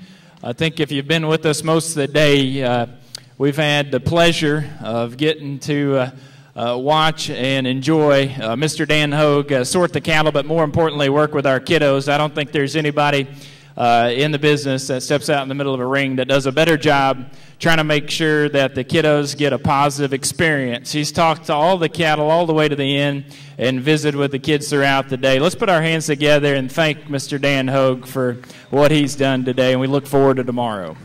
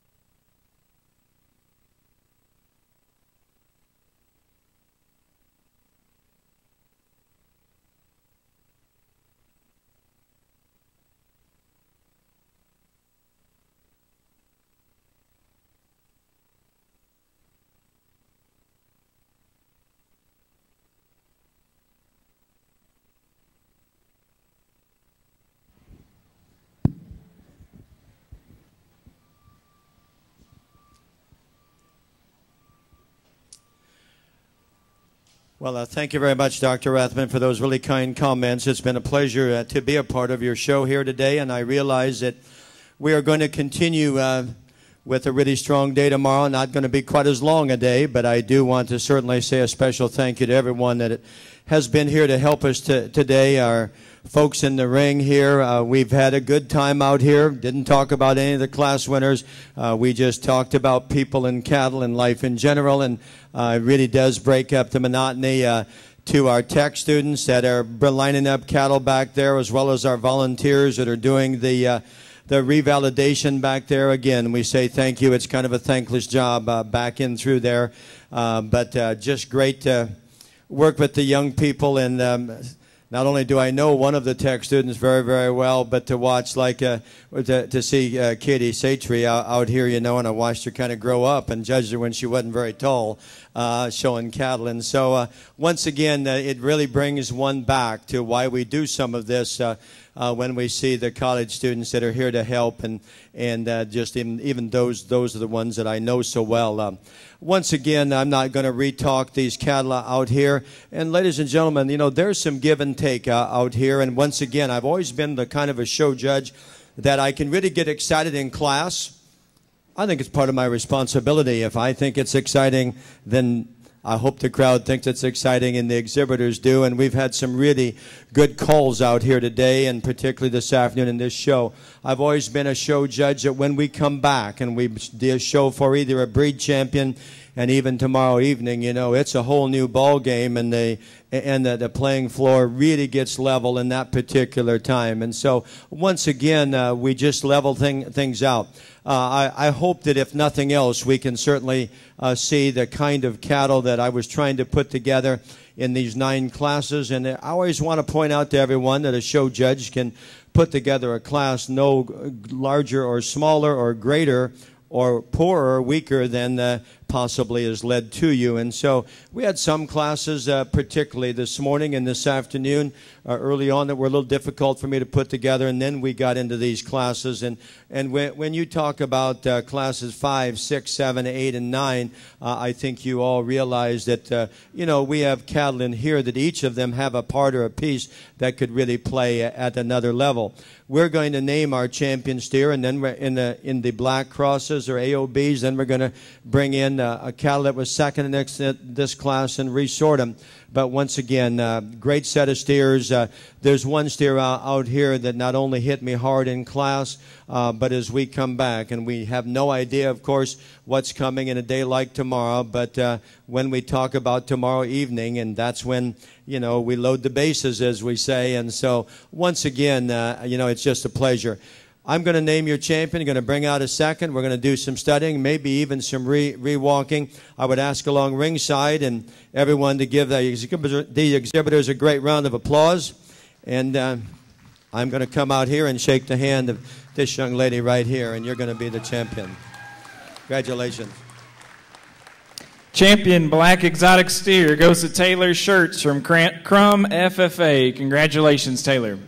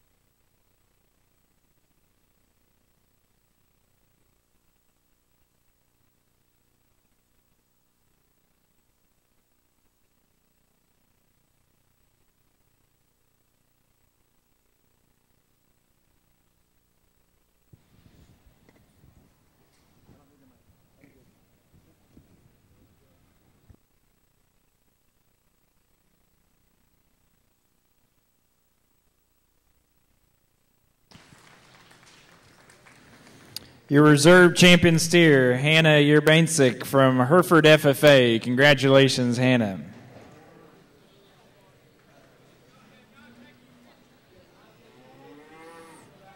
Make sure when y'all exit the ring here that y'all please proceed to the backdrop over there if you haven't done so already. Thank you.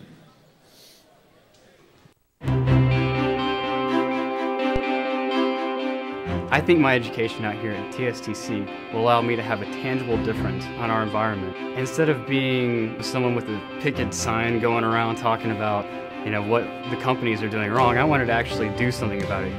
I want to be the one to build it. I want to be the one to be sitting at the tracks watching my product go down the strip. These are my tools. I mean, that's what an automotive engineer is.